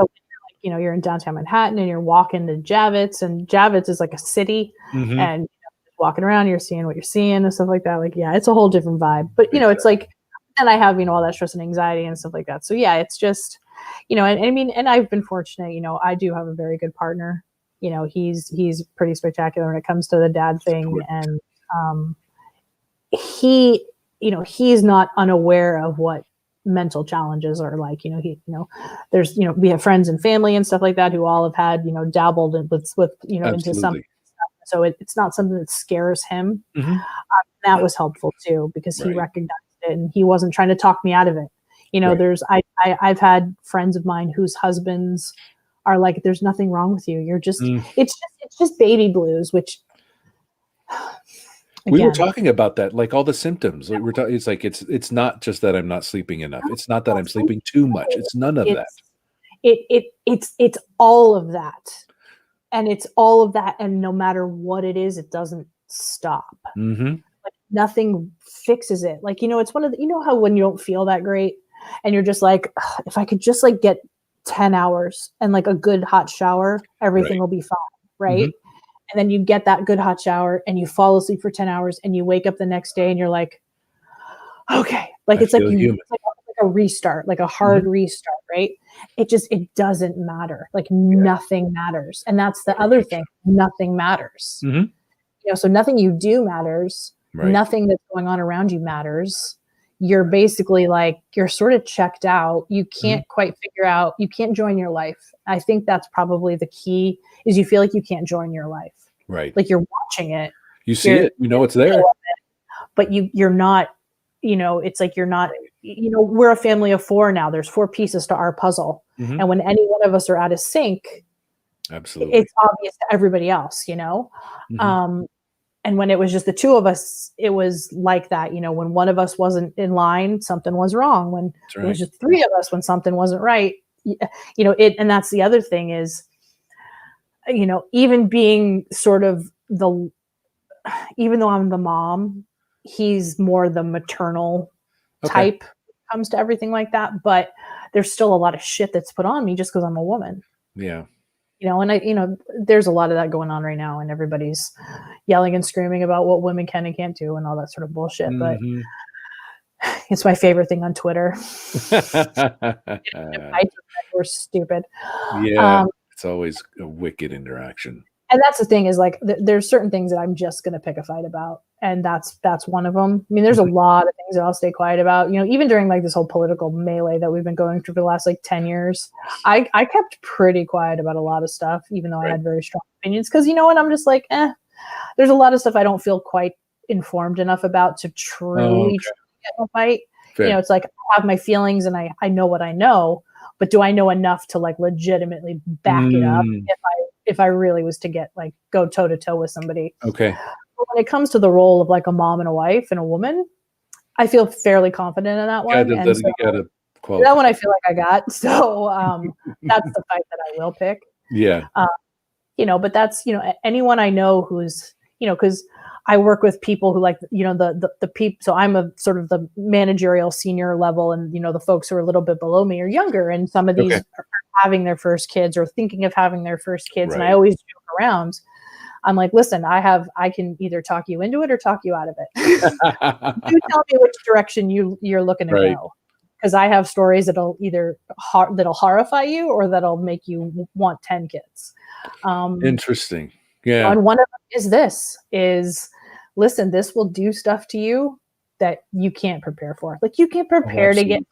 You can prepare to you can go buy bigger clothes. You can buy formula. There's certain things you can prepare for if they happen, and you can. If your kid doesn't want to breastfeed, okay, there's formula. Cool, done. Yeah. There's babysitters. There's boob jobs. There's liposuction. I mean, there's some shit you can fix. This isn't one of them. Right. And if you have if you have that potential issue in your life, it can make this even scarier. And that's interesting too, because like you said, there is no predisposition. It's just, again, you have to be open to the conversation to say, okay, this is or is not how I'm feeling. Let me go ahead and address that. And that's kind of one of the questions I had, right? Looking back, what do you wish you would have known or researched, or sharing it? Like you said, someone younger in your team, what would you share? I guess I wish it was just one of those things that is as talked about as how to fix, chapped nipples. Yeah. What's the solution? Not that there's a solution. I don't want to say there's a solution. But at least there's a conversation that's not taboo. And all this. What's the course of action if this is to happen? What's the course of action if that's to happen? Like if your kid is underweight, you give them something to, that's what like the insurers are for, and the certain types of, my kid's lactose intolerant. Okay, give them a soy-based formula. Or, my sister, both my sister's kids had terrible acid reflux. Okay. Both of them did. And as a result, like her diet had to completely change. They could Wow. only have certain types of formula. You know, she nursed and stuff too, but she had to be super careful what she ate because whatever she was eating would go Yes. through to the kids, right? So she had to completely change her diet, Yeah. completely change the formula. You know, a friend of mine's kid was allergic to a certain type of diaper. There was like, I guess it's something in the little connector. Oh, the little Velcro strip thing. The tape thingamajig. Yeah. Whatever was that, like completely irritated her kid's skin. So she had, Wow. okay, so you get a different diaper, right? Like there's so many different things that you can, that are just, there's options. It's like, if this doesn't work, try that. If that doesn't work, try this. Like, okay, cool. We'll take care of it. But I think this that's a one, valid point, right? Like you're saying, you could tell all these different things and scare someone into it. You can't. Yeah, there's only so much you can prepare for. yeah, but there's a ton that you can prepare for. Mhm. You know, so many things as it relates to pregnancy and having a kid that you can prepare for, because there's so many things that are documented. Right. And that everyone talks about. You know, they talk about, you know, here's the best pump and what do you need, and here's the bassinet, and, you know, make sure you put them on their back, because, you know, there's so many different, you know, Yes. they tell you 75 different ways to like not kill your kid. They Yeah, do. You they know, do. don't wrap them in this, don't give them that, make sure this isn't near their face, make sure that there's no blink. I mean, but what they don't do is they don't tell you how to protect your kid from yourself. Yes, No one talks about that. absolutely. And that's, I think, honestly, probably the first conversation that people need to have. Mhm. It's like, if you feel weird, and that's the other thing is, I have a girlfriend who she had at the very end of her pregnancy, the baby just like wasn't moving. And it wasn't like the boy, it wasn't like Beefcake, was not squished, just the baby wasn't moving enough. And she kept calling the doctor, and the doctor just like put her off. And she was like, something's not right. Right. I don't know what it is, but it's not right. And so she just went to the emergency room. She was like, fuck it, I'm going to skip the doctor, go to the emergency room. Turns out that the cord had been wrapped around the baby's neck like 3 times. There we go. And they got him out within about an hour, and he was 100% fine. But the GYN guy or the OB guy who was on the floor at the time apparently like laid into her doctor. Of course. Like, you know what? Just listen to this woman. There was absolutely no reason that you couldn't have brought her in and just checked her out. There's Absolutely. no What's reason wrong with you? Like, Absolutely. None. You're just being an asshole. And, you know, it's that kind of stuff. It's like and it's like, listen to yourself, listen to your body. And people, you know, mental health, it's like, it's such a, and, you know, it's cool that you've been talking about this. And, you know, I listened when you talked to Sherry. Okay, I wasn't sure if we called her by her first name or not. I didn't want to out her. You know, talking to Sherry about that kind of stuff. Like, I totally related to that, because I was like, yeah, I have full on anxiety. Like, I've had a couple panic attacks recently where I just like couldn't breathe. Not like my chest hurt. Like, and I don't even know why. Wow. Once I was just sitting on the couch watching TV, and I was just like, and it just happened. And he like looks at me, he's like, yeah, right. I'm like, I don't know. Like, oh, so you know, you kind of like get up, you walk around for a little bit. You know, I'm like, you know what, my prescription's upstairs. Yeah, exactly. Maybe I'm gonna go grab that real quick. Absolutely. Type of thing. So, you know, all that kind of crap kind of goes on, but it's just, it's not.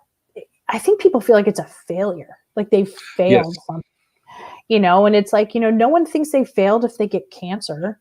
No one thinks they failed if they break a leg. Right. You know, you might have done something stupid, but, you know, it's not a failure. It's a failure. Absolutely. I just wish I could understand why this thing that is very, very clearly designated as a chemical issue. Yes. It is the makeup of your body that does this. Why people are just so willing to allow all these, I mean, even addiction. People forgive it, you know, people are much more comfortable talking about addiction, which is kind of, I mean, honestly, it's kind of in the same family. It is. Because it's something that chemically alters you. Absolutely. Right? And people are more comfortable talking about being an addict than they are talking about having a mental health issue. And I'm like, that to me is kind of crazy. That is. That's sorry, a very bad choice of words considering this. But it is. But I mean, the context, it's not necessarily, you know, crazy meaning, you know, from, but it is lunacy that we can't talk about this because it's not something that supposed to remain in the shadows. There's other things that we freely talk about, but we can't talk about it. One's mental health, right? And like you said, advocating for yourself, your friend advocating for her, going to the ER and finding out and understanding, seeing the warning signs, and not even if. And again, there isn't anything such as overthinking. Even if it's just like, okay, I'm overthinking. It's like, nah. Find out. And the crazy thing is, overthinking is a thing. Like, overthinking is one of those indicators too. Like, overthinking is anxiety, it's compulsive behavior and things like that. Like, that is actually an indicator of a thing. Right. So it's like, and I think, the other thing I think is it also has a lot to do with generations, right? Mm-hmm. Like my dad, who I adore. My father is one of the most wonderful human beings I know, but even he can kind of sometimes not buy some of this stuff. Okay. Because generationally, he's a baby boomer. He was in Vietnam, all that kind of stuff. He's an East Coast Italian who was born in Europe. Like, he's a tough, stoic dude, right? Yeah. It's really funny because he's not a very tall man. He's just a little bit taller than I am. And I'll never forget when he and Kyle first met. I was sitting in my parents' living room, and my parents had kind of like a long, skinny townhouse. Okay. And Kyle walked in the front door, and my dad was at the back of the house. And like, they came together, and in my mind, they're the same height, right? But they kind of got closer and closer to each other, and it was like, because my dad's like 5'10"-ish. Right. Kyle's like 6'5"-ish. And I'm just like, oh my God, you're like a foot taller than my father, who's in my mind had been like this, who I am basically the same size as too, by the way, but he still seems bigger than me. Of course. He's this huge man in my life. And all of a sudden I'm like, ooh, you're sort of short. He gets so mad. Realizations. Whenever we go to events and if I ever have heels on, he's always like, so mad at me. Because my sister's 5'4", right? Yeah. So there's a significant gap between the two of us. So it's never an issue with her. Even he, it's just like, that generational thing. Oh, just suck it up. It's fine. Go rub some dirt in it. It's like, and so I think, what's that saying? It's like, eventually everyone will be on the right side of history. Yes. It cycles out. Mm-hmm. And that belief that that's not really a thing. It's made up. It's an excuse. Right. I think that starts to cycle out as generations kind of come to terms with it, and while social media honestly can be the worst thing in the entire world, in a lot of ways, it's really great because it makes things louder than they would otherwise be. Yeah. You get some of these celebrities who are young too, getting very vocal about their challenges, Right. This person, is coming out as bipolar, and this person is admitting to anxiety, and this person is saying I had postpartum, and this it's like, oh, and here's someone who, by all accounts, has a perfect life, rich, famous, beautiful, young, successful, fame, money, the whole smash. Nothing's wrong, exactly, right? Except something in their brain is saying, nope, sorry. You don't get it all. Something is exactly there is something, and it's just like, I think that's good in a lot of ways that's becoming more and more exposed. Absolutely. And that way, it's like, I know there's a lot going on when it comes to the LBGTQ plus. I'm sure there's a few other letters I've missed. I think after the Q, if you do plus, you got them. Is that what it? Okay. Yeah, that's what Padawan. And not to be disrespectful, I just don't want to be wrong. That's what Padawan 3 taught me. Is like as long as it's LGBTQ plus, the plus means you covered everyone. Covers everybody else. Yeah, because we have some people in our family who are gay. Someone who's non-binary. Oh, okay, got it. Yeah, so we've had conversations with the kids. 11 and 8, and they know what trans means. Absolutely. Already, because they have a cousin who is. That's right. I always joke around that the biggest challenge I have is that they is plural, and I have a hard time using they in a singular setting. Yeah. Because I'm an English geek. I have a degree in English. I was an editor for a decade. It's just for me, it's like, it feels weird coming out of my mouth. But not because I have any issue with them. No, because it feels funny to say it, And so it's, but that's one of those things where I know there's a generation of people who are just like, oh, well, people are doing this just because other people are. And I'm like, or they're comfortable finally admitting it because other people are. Like, Right. let's consider that it's that way instead of this malicious, like, hangers on sort of thing. Yes.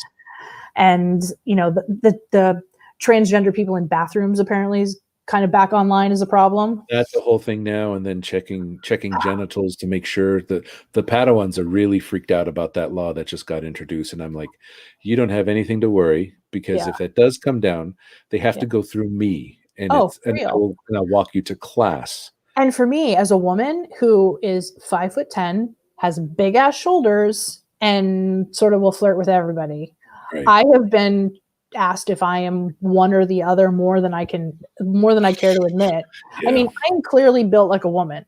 I mean, I have Exactly. hips, I got boobs, I got a waist. Mm-hmm. But I guess all of that could be manufactured. I mean, I don't have an Adam's apple, but I've had people look at me before, like, especially if I'm like in like a hoodie and a hat. Yeah. You know, because I'm a more sturdy stature. Right. You know, I'm not slight. I'm not a slight person. I never have been. Mm-hmm. Come on. And yeah, exactly. Like, come on. You know, and there's things, like I said, you know, where I will legitimately fight. I will stand there and I will pick a fight with whoever wants a fight picked. And I will stand there until the day I die saying it out loud. And that's one of those things. So right. I think the more we can talk about it and the more people do talk about it, and truth be told, even if it's being talked about in a negative way, awareness is awareness. Okay. You know, and this is where my marketing mind jumps in. It's like, you know, any press is good press. Okay. Pre-press is good press. Even if it's bad news, it's still free. Okay. You know, so I think even if people are talking about it in a bad way, there's always going to be someone who counters that. Of course. You know, so both sides of the story will get presented. Oh, okay. Yeah. I think that's healthy. Absolutely. I think it's, even if it's something that makes the most sense and is the most true and is the most correct or the most moral or whatever you want to say behind it, it's always good to see the other side. Absolutely. Because if you believe something to be one way so wholeheartedly, honestly, and don't consider the other side, you're almost no better than the other people. Mm-hmm. You know what I mean? It's like, if you believe something to be so true that you can't even consider the alternative, regardless of which side the alternative falls on, I don't think either side is healthy. You have to be aware of both sides. Mm-hmm. You can't be in the extremes. You have to be able to be. And I mean, and you can be at the top of the hill, the top of the mountain, screaming your head off that your way is right, as long as you understand what the other side is. Oh, absolutely. As long as you understand. And trust me, there's a lot of stuff that I don't agree with that's out there right now. But I understand it. Yep. I can, in my most objectively scholastic mind, I can make sense of why someone might believe that. Right. I think they're batshit fucking crazy. Absolutely. But I can understand how they got there. Mm-hmm. And I think, you know, so I think that's one of those things where, you know, I take it back to Mr. Rogers when it comes to this kind of crap with the kids. You know, there's a lot of stuff in the last few weeks that have scared the crap out of the kids. And, you know, it's one of those things that I never, as a parent, you know, and this kind of sort of goes back to everything we're talking about. There's only so much you can prepare for, right? Absolutely.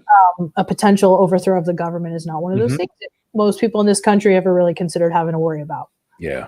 You have what's going on in Myanmar, like that's kind of within the realm of what happens over there. Right.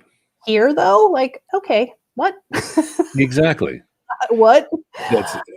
And so, I mean, we had the TV on for a little bit, and then after a while, I just had to turn it off. And I don't remember who I was talking to. Might have even been Kyle. And I was just like, I'm just not ready to answer questions about this yet. I don't know what to say. Yeah.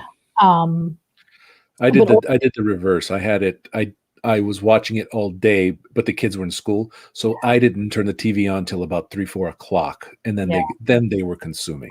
See, mine weren't here. No, they were. Where what? No, the girl wasn't here. The boy was here in the morning, so I kept it off. And then he went upstairs to play PlayStation, and I turned it back on. But I think I had it on my computer. I just had like in a window in my computer, and I had it in but I realized I just wasn't ready to talk. Like, I wasn't ready to explain it, because I didn't really understand what was going on myself.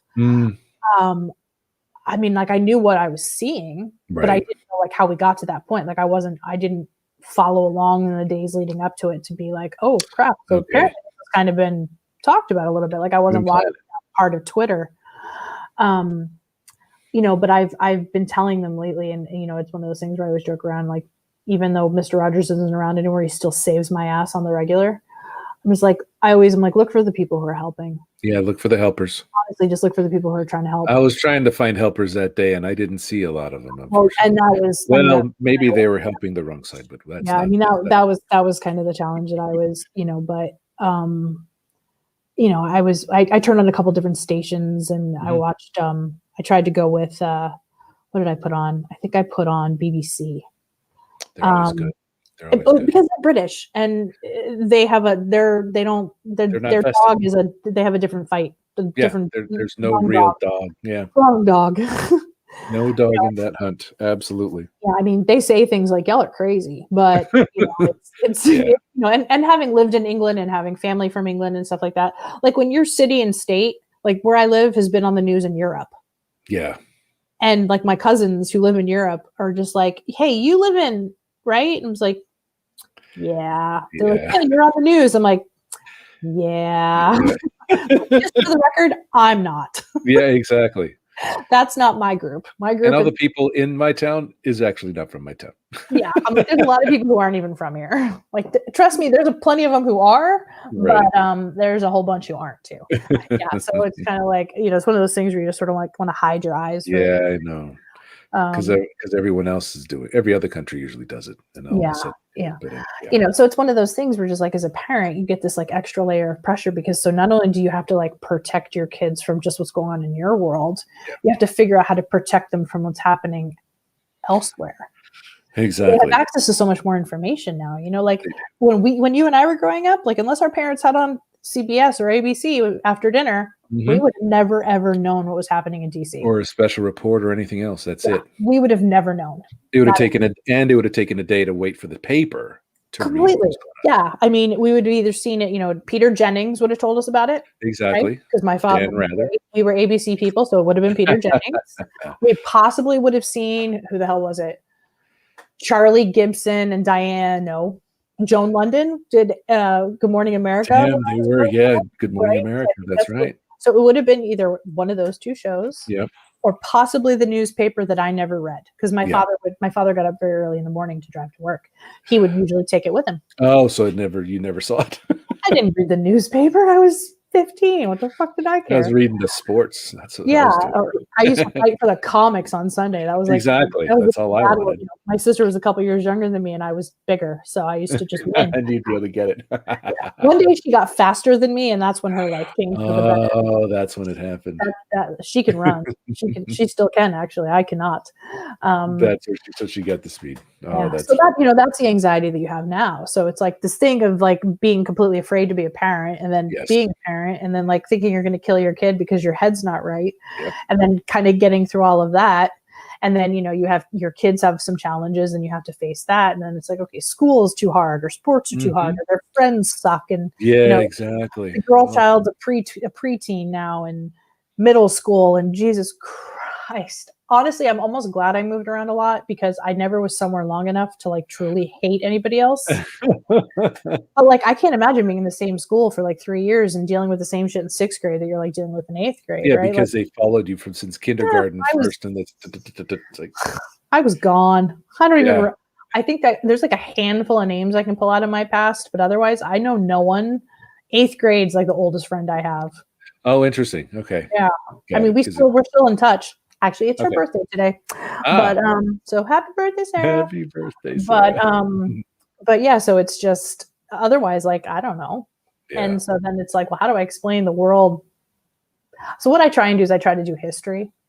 Yes. And so we had a very long talk. I explained to the 11-year-old and the 8-year-old about the fall of the Roman Empire and the British Empire and the Chinese Empire and the Japanese Empire, and explaining how, for the most part, our country is a bunch of drunk toddlers.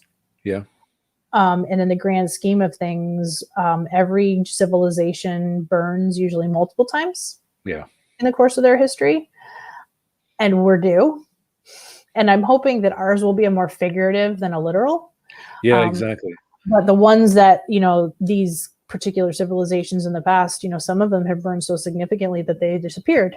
Mhm. Like you talk like the Mayan Empire, like just gone, Gone. just worked itself out, and so I try and they're better when I provide information because if an emotional mommy starts doing emotional things, they like freak out. Yeah. So kids now always want to know the why.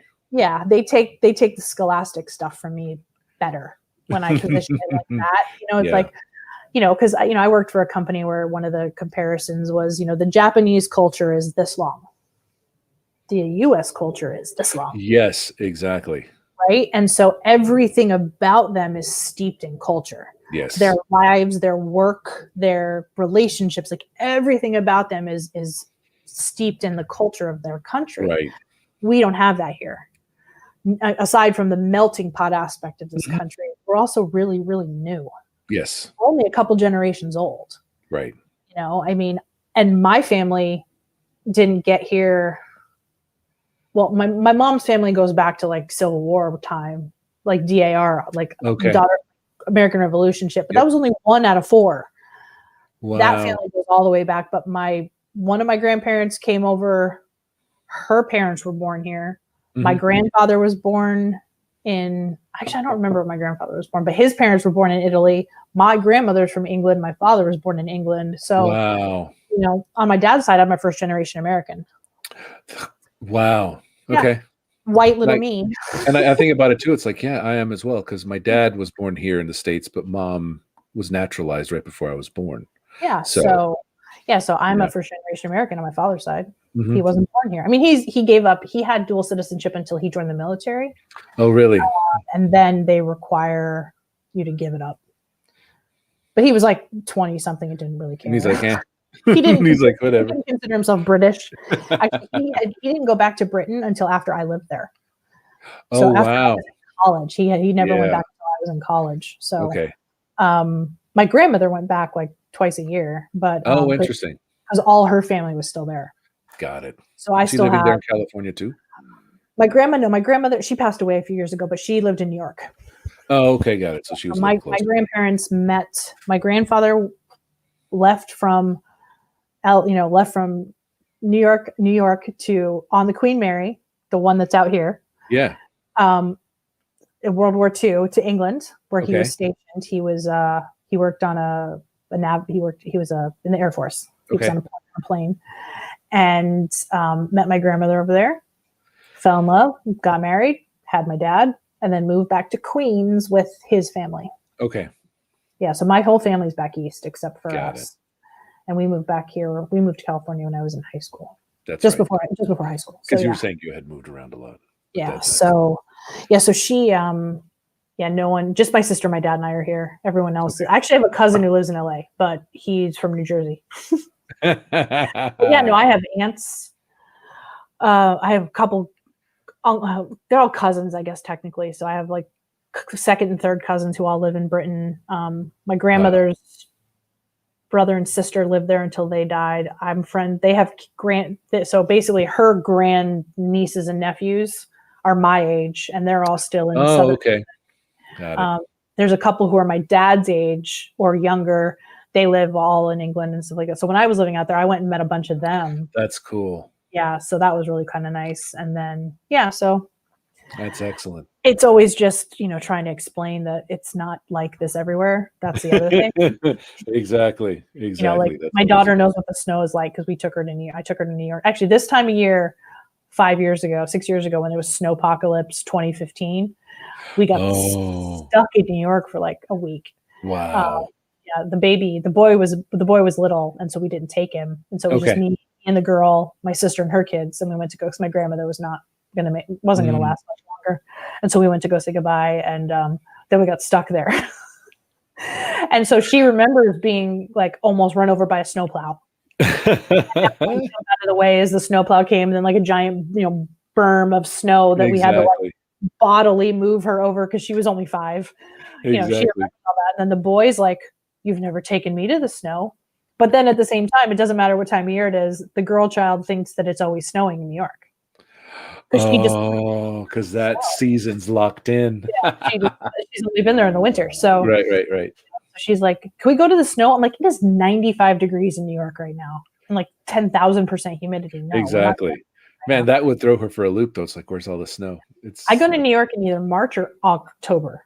Yeah, exactly. Those are the months. Otherwise, I don't go. Stunning time, and everything else you don't. But yeah, so then that's the added fun of parenting is you run into challenges in a whole different way, and it's absolutely like you have to just take it as it comes, and I mean, I guess. Do I wish I had never had to deal with it? Yeah, because absolutely. It made some stuff. It's like one of those things where it's exciting. It's especially when you want a kid. I'm sure there's instances of people who go through this sort of thing, but they didn't even want the kid, and so that's like an added layer of crap to have to contend with. But we wanted both of them. Absolutely, they were very much planned. And so when you have them and everything is fine and everybody's healthy and all that sort of stuff, and you're still just like, this sucks. Yeah. Like that's a terrible feeling too. Mm-hmm. And, but I think at the same time, I like to help people learn. Yes. How I've always kind of been. Yep. I mean, sometimes I'm a dick about it, but, at least they learned. It's like I'll get my point across no matter how I get it across, right? But if that's one of those things where I can just be like, hey, here's a few things to just look out for. Right. Just like I tell people, I'm like, okay, here's the things that you should have. You should have a pack and play, you should have an extra car seat, always have a change of clothes for you and the baby. Yep. Don't bother with the wipe warmer because it's stupid. Because otherwise, so you're going to give him warm wipes at home, but when you're out, you're going to put a cold wipe on that kid and he's going to freak the hell out. So don't do that. Just hold it for 10 seconds. It'll be fine. And then it's like, and hey, if you feel like shit, ask somebody about it. Yes. Because you're not supposed to feel like shit. Absolutely. You can be tired. You can be stressed. You can be overwhelmed. You can be all of those things, but you're not supposed to feel like shit. Absolutely. And if you do, say something to somebody, Exactly.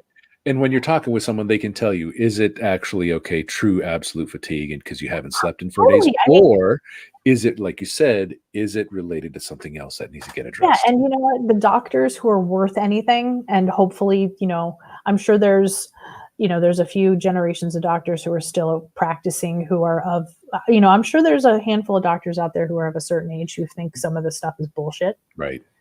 Just like they think, like educational challenges and autism and things like that. They're just not applying themselves. It's like, shut up. And again, that's the kind of doctor you don't want because they're not updating their practice. They're not moving forward. They're not taking the new tech.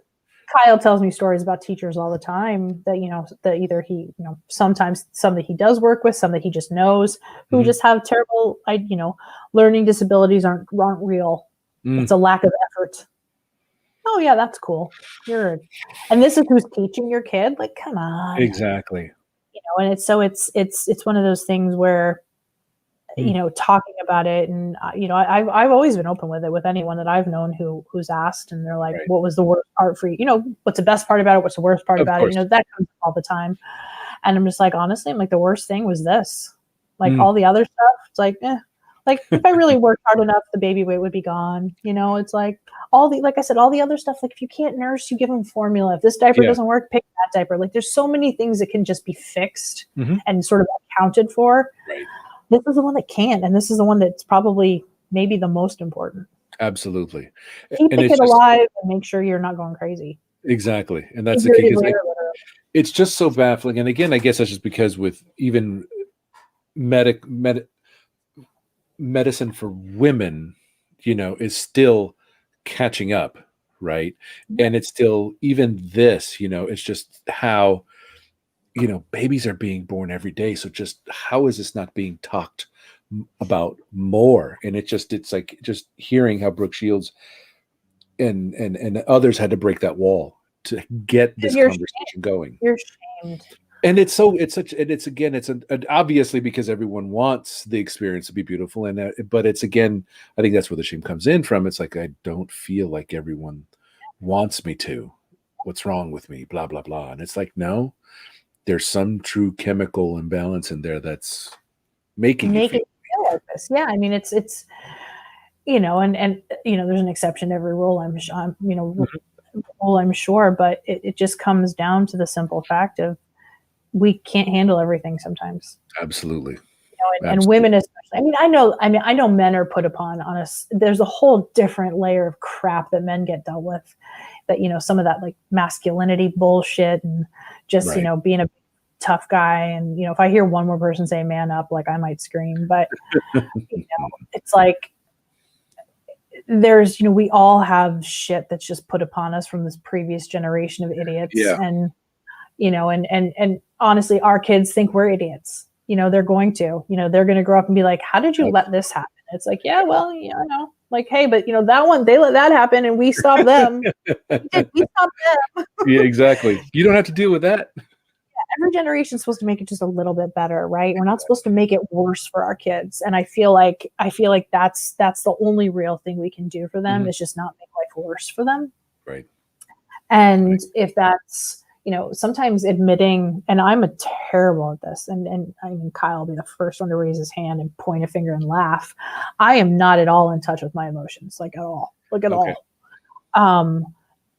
And I don't care to be. That's right. Up all the time. It's like, well, I'm like, yeah, well, I'm not sure I could like hold it together if I was also emotional. Like I've got like I'm like both hands in duct tape are like holding my life together right now. Like if all of a sudden you like put emotions in, it'd be game over. But so that it's makes like sense. Yeah, because it's like I have this way of keeping everything together, right? And it's just like, yeah. And it's like if I have to like shoehorn in anything else, like there's just not enough room. Absolutely. It's like sort of like I joke around how I have 6 hours of meetings a day and 8 hours of work to do, and 10 hours of work to do in 8.5 hours. Now I'm not good at math.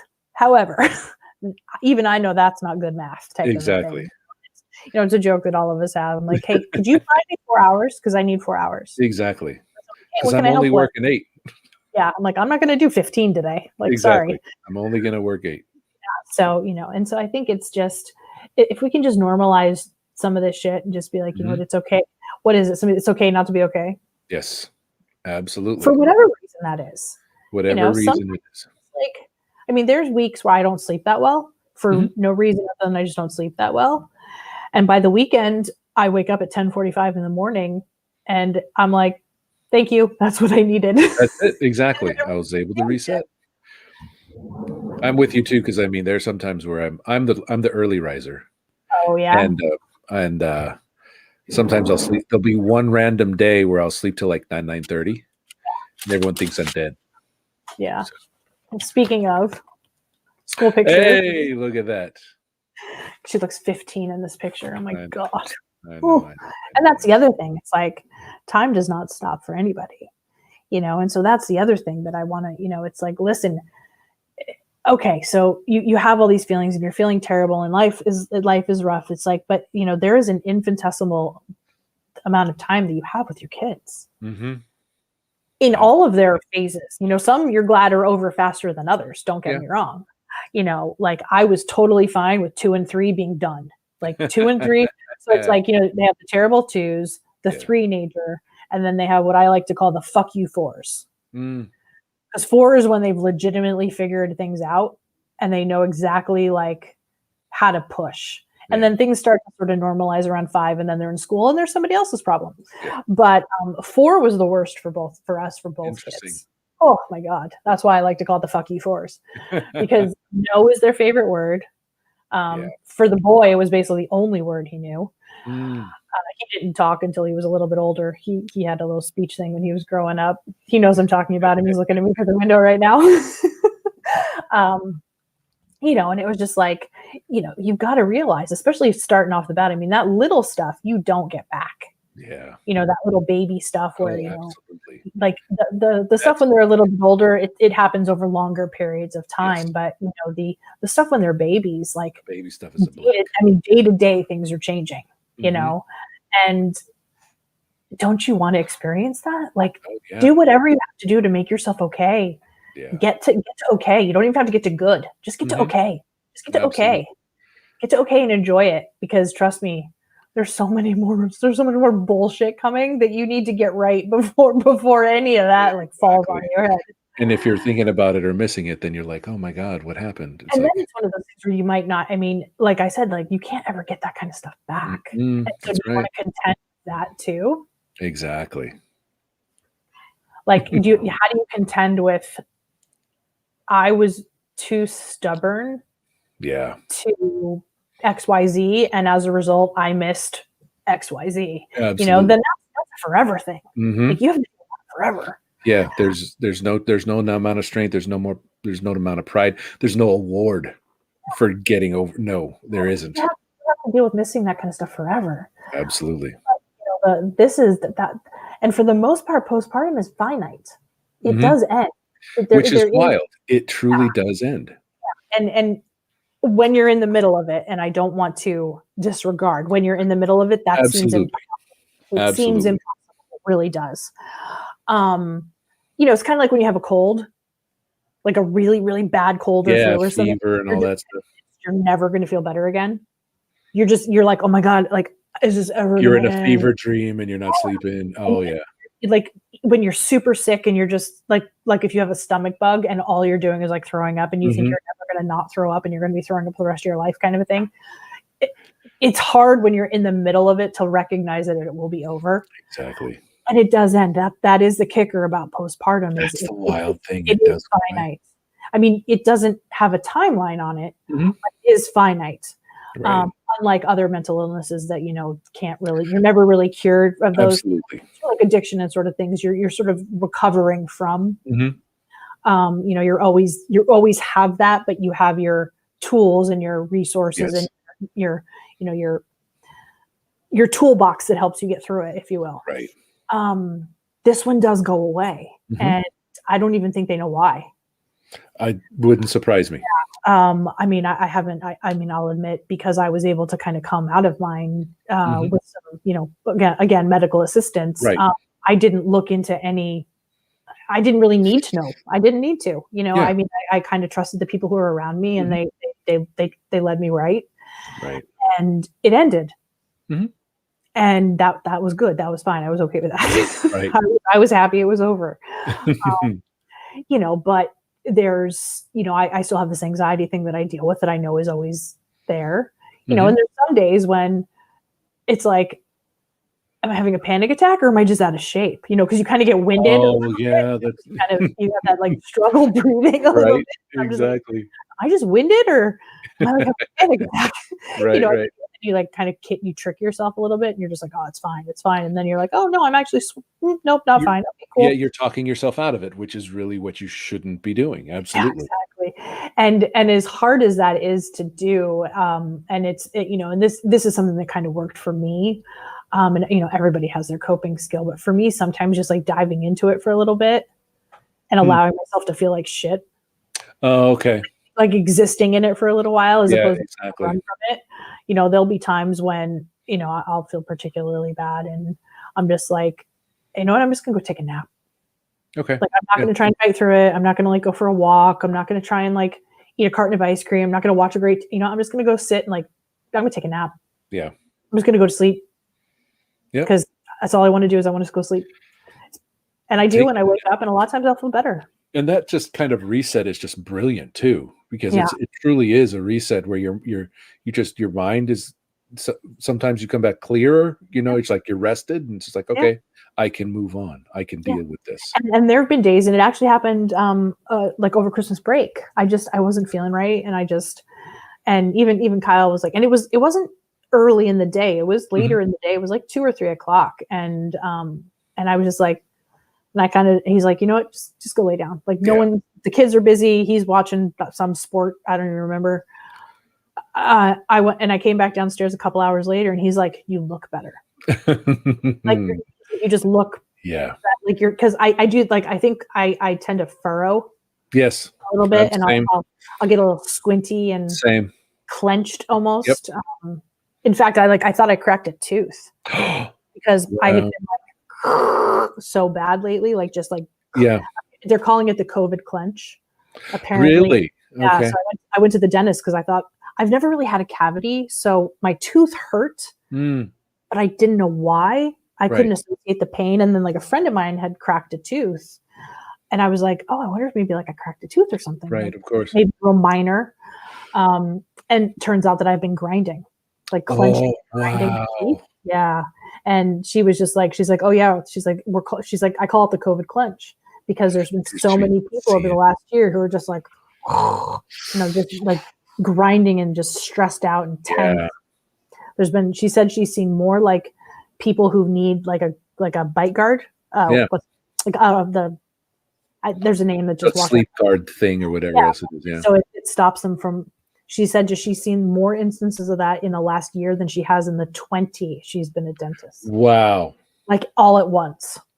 And that's another topic that I'm going to be talking about, because I know I'm trying to gather people to talk about about, like you said, those things were just completely different because of COVID. So yeah, and that's, and that was the big joke is, there's probably going to be a lot of first babies born, but probably not a lot of second. No, exactly. Not a lot after that. Exactly. Or there's going to be a gap where a lot of kids were not born because everyone's stressed out because whatever the hell happened this past year. There's a couple of people I work with who have little kids, like 1-2 years old. And that's probably the perfect age kid to have right now, because they weren't going anywhere anyway. You don't have to worry about school. Exactly.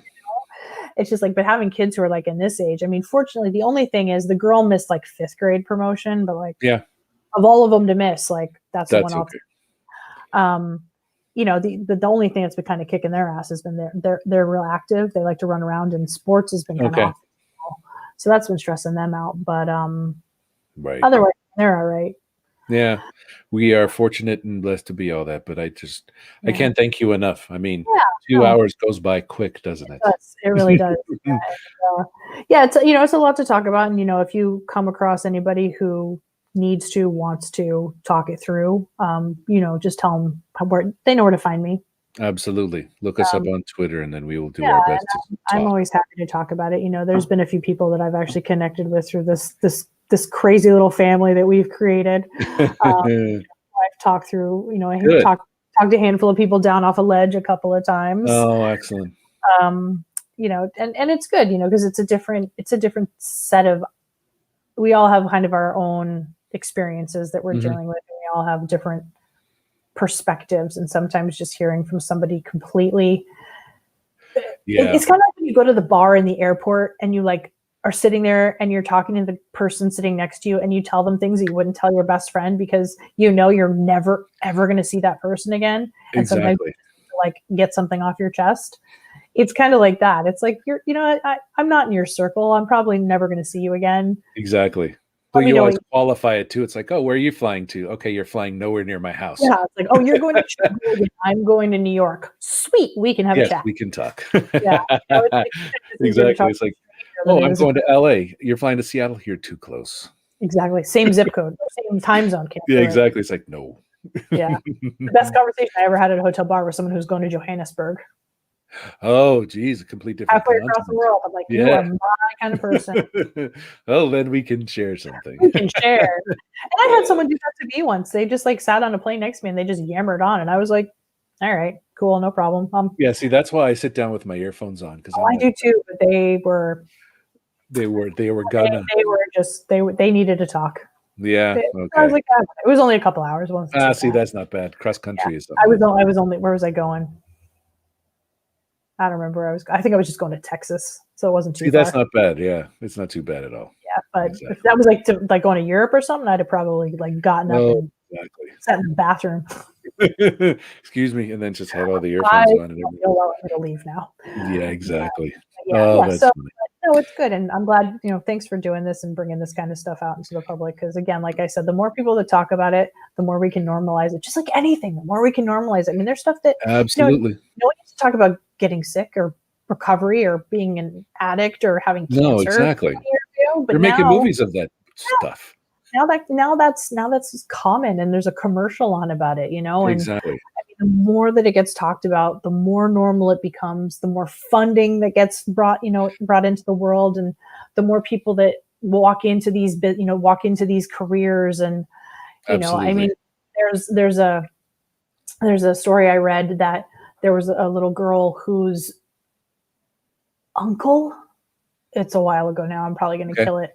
Anyway, a little girl, some family member who she was very close to died when she was very young. And she was someone who basically found one of the chemicals that can help with AIDS. It wasn't cancer, it was AIDS and HIV. But she decided that was going to be her career because she wanted, he was one of the gay men who was ostracized in the 70s and 80s. Early on. Got it. So her life's goal was to make it so that no one had to go through what he did. And she was one of the people who found some chemical component. I think she had something to do with the T cell thing. Right. And she was that's why she did it, because somebody in her life suffered. Exactly. And she was able to push that out. In my, someone who in my life suffers, and they know about it, and then they want to fix it. Okay. We will absolutely help with that. Said necessity is the mother of all invention, right? Exactly. And we will make that happen. And that's why we're here for everyone. Oh, I know. So. I said something so cliche. Kyle is he's like pointing and laughing at me right now. Because as a writer, like I mock people who say shit like that. Okay. Well, this isn't the written word. This is spoken word. This is completely different. From time to time, you know what? There's stereotypes and cliches are there for a reason. Exactly. Sometimes they're just true. Excellent. All right. Well, hey, I'm glad we did this. Thanks for asking. I cannot appreciate you enough. Thank you so much. And I have your address so I can send you your thank you card. So thank you, everyone. Absolutely. Thank you, everyone, for joining us as well. Hopefully you enjoyed the conversation. As always, your handle on Twitter, Cal. Mom in a cube. Mom in a cube. And you'll see that. You know the story about that? No. Oh, it was a joke years ago when I first started working. Okay. After I had the kids, somebody said something to me about being a parent and being a woman and stuff like that, and they were just like no one can put you in a box, can they? And I'm like, nope, but they could put me in a cube. Like exactly, like a funny little joke because I worked in a cubicle. Yeah. And then it just went on from there. And so when I joined the Twitter ranks all those years ago, I put mom in a cube, and it was just like an inside joke with like a dozen of my friends. Exactly. Only like 10 people I followed on, I was on Twitter with, and then it just kind of blew up. So now you're stuck with it. Now you have. Now it is, but now it's kind of funny. Exactly. Now you have a story to explain it. So, but thank you again. Thank you, everyone, for joining. Love to your family. Miss you guys, and can't wait to see you guys soon. Yeah, right back at you. Absolutely. Thank you. Right. So I'm going to take you off the stream. Hold on just give me a couple minutes after I'm going to remove you from the stream, and then we will talk real quick first moment there. But thank you, everyone, for joining us on Mental Health Monday. Thank you so much to Kelly Murphy for all her insights and her wonderful time with us. As always, make sure you go ahead and reach out to any one of us in the social club, and we will gladly be there to talk through, share our experiences, and make sure that you are taking care of your mental health. As always, we have another show on Friday. We will have a watch party with basketball on Thursday. So watch out for those announcements. As always, thank you and have a great week. Good night, everyone.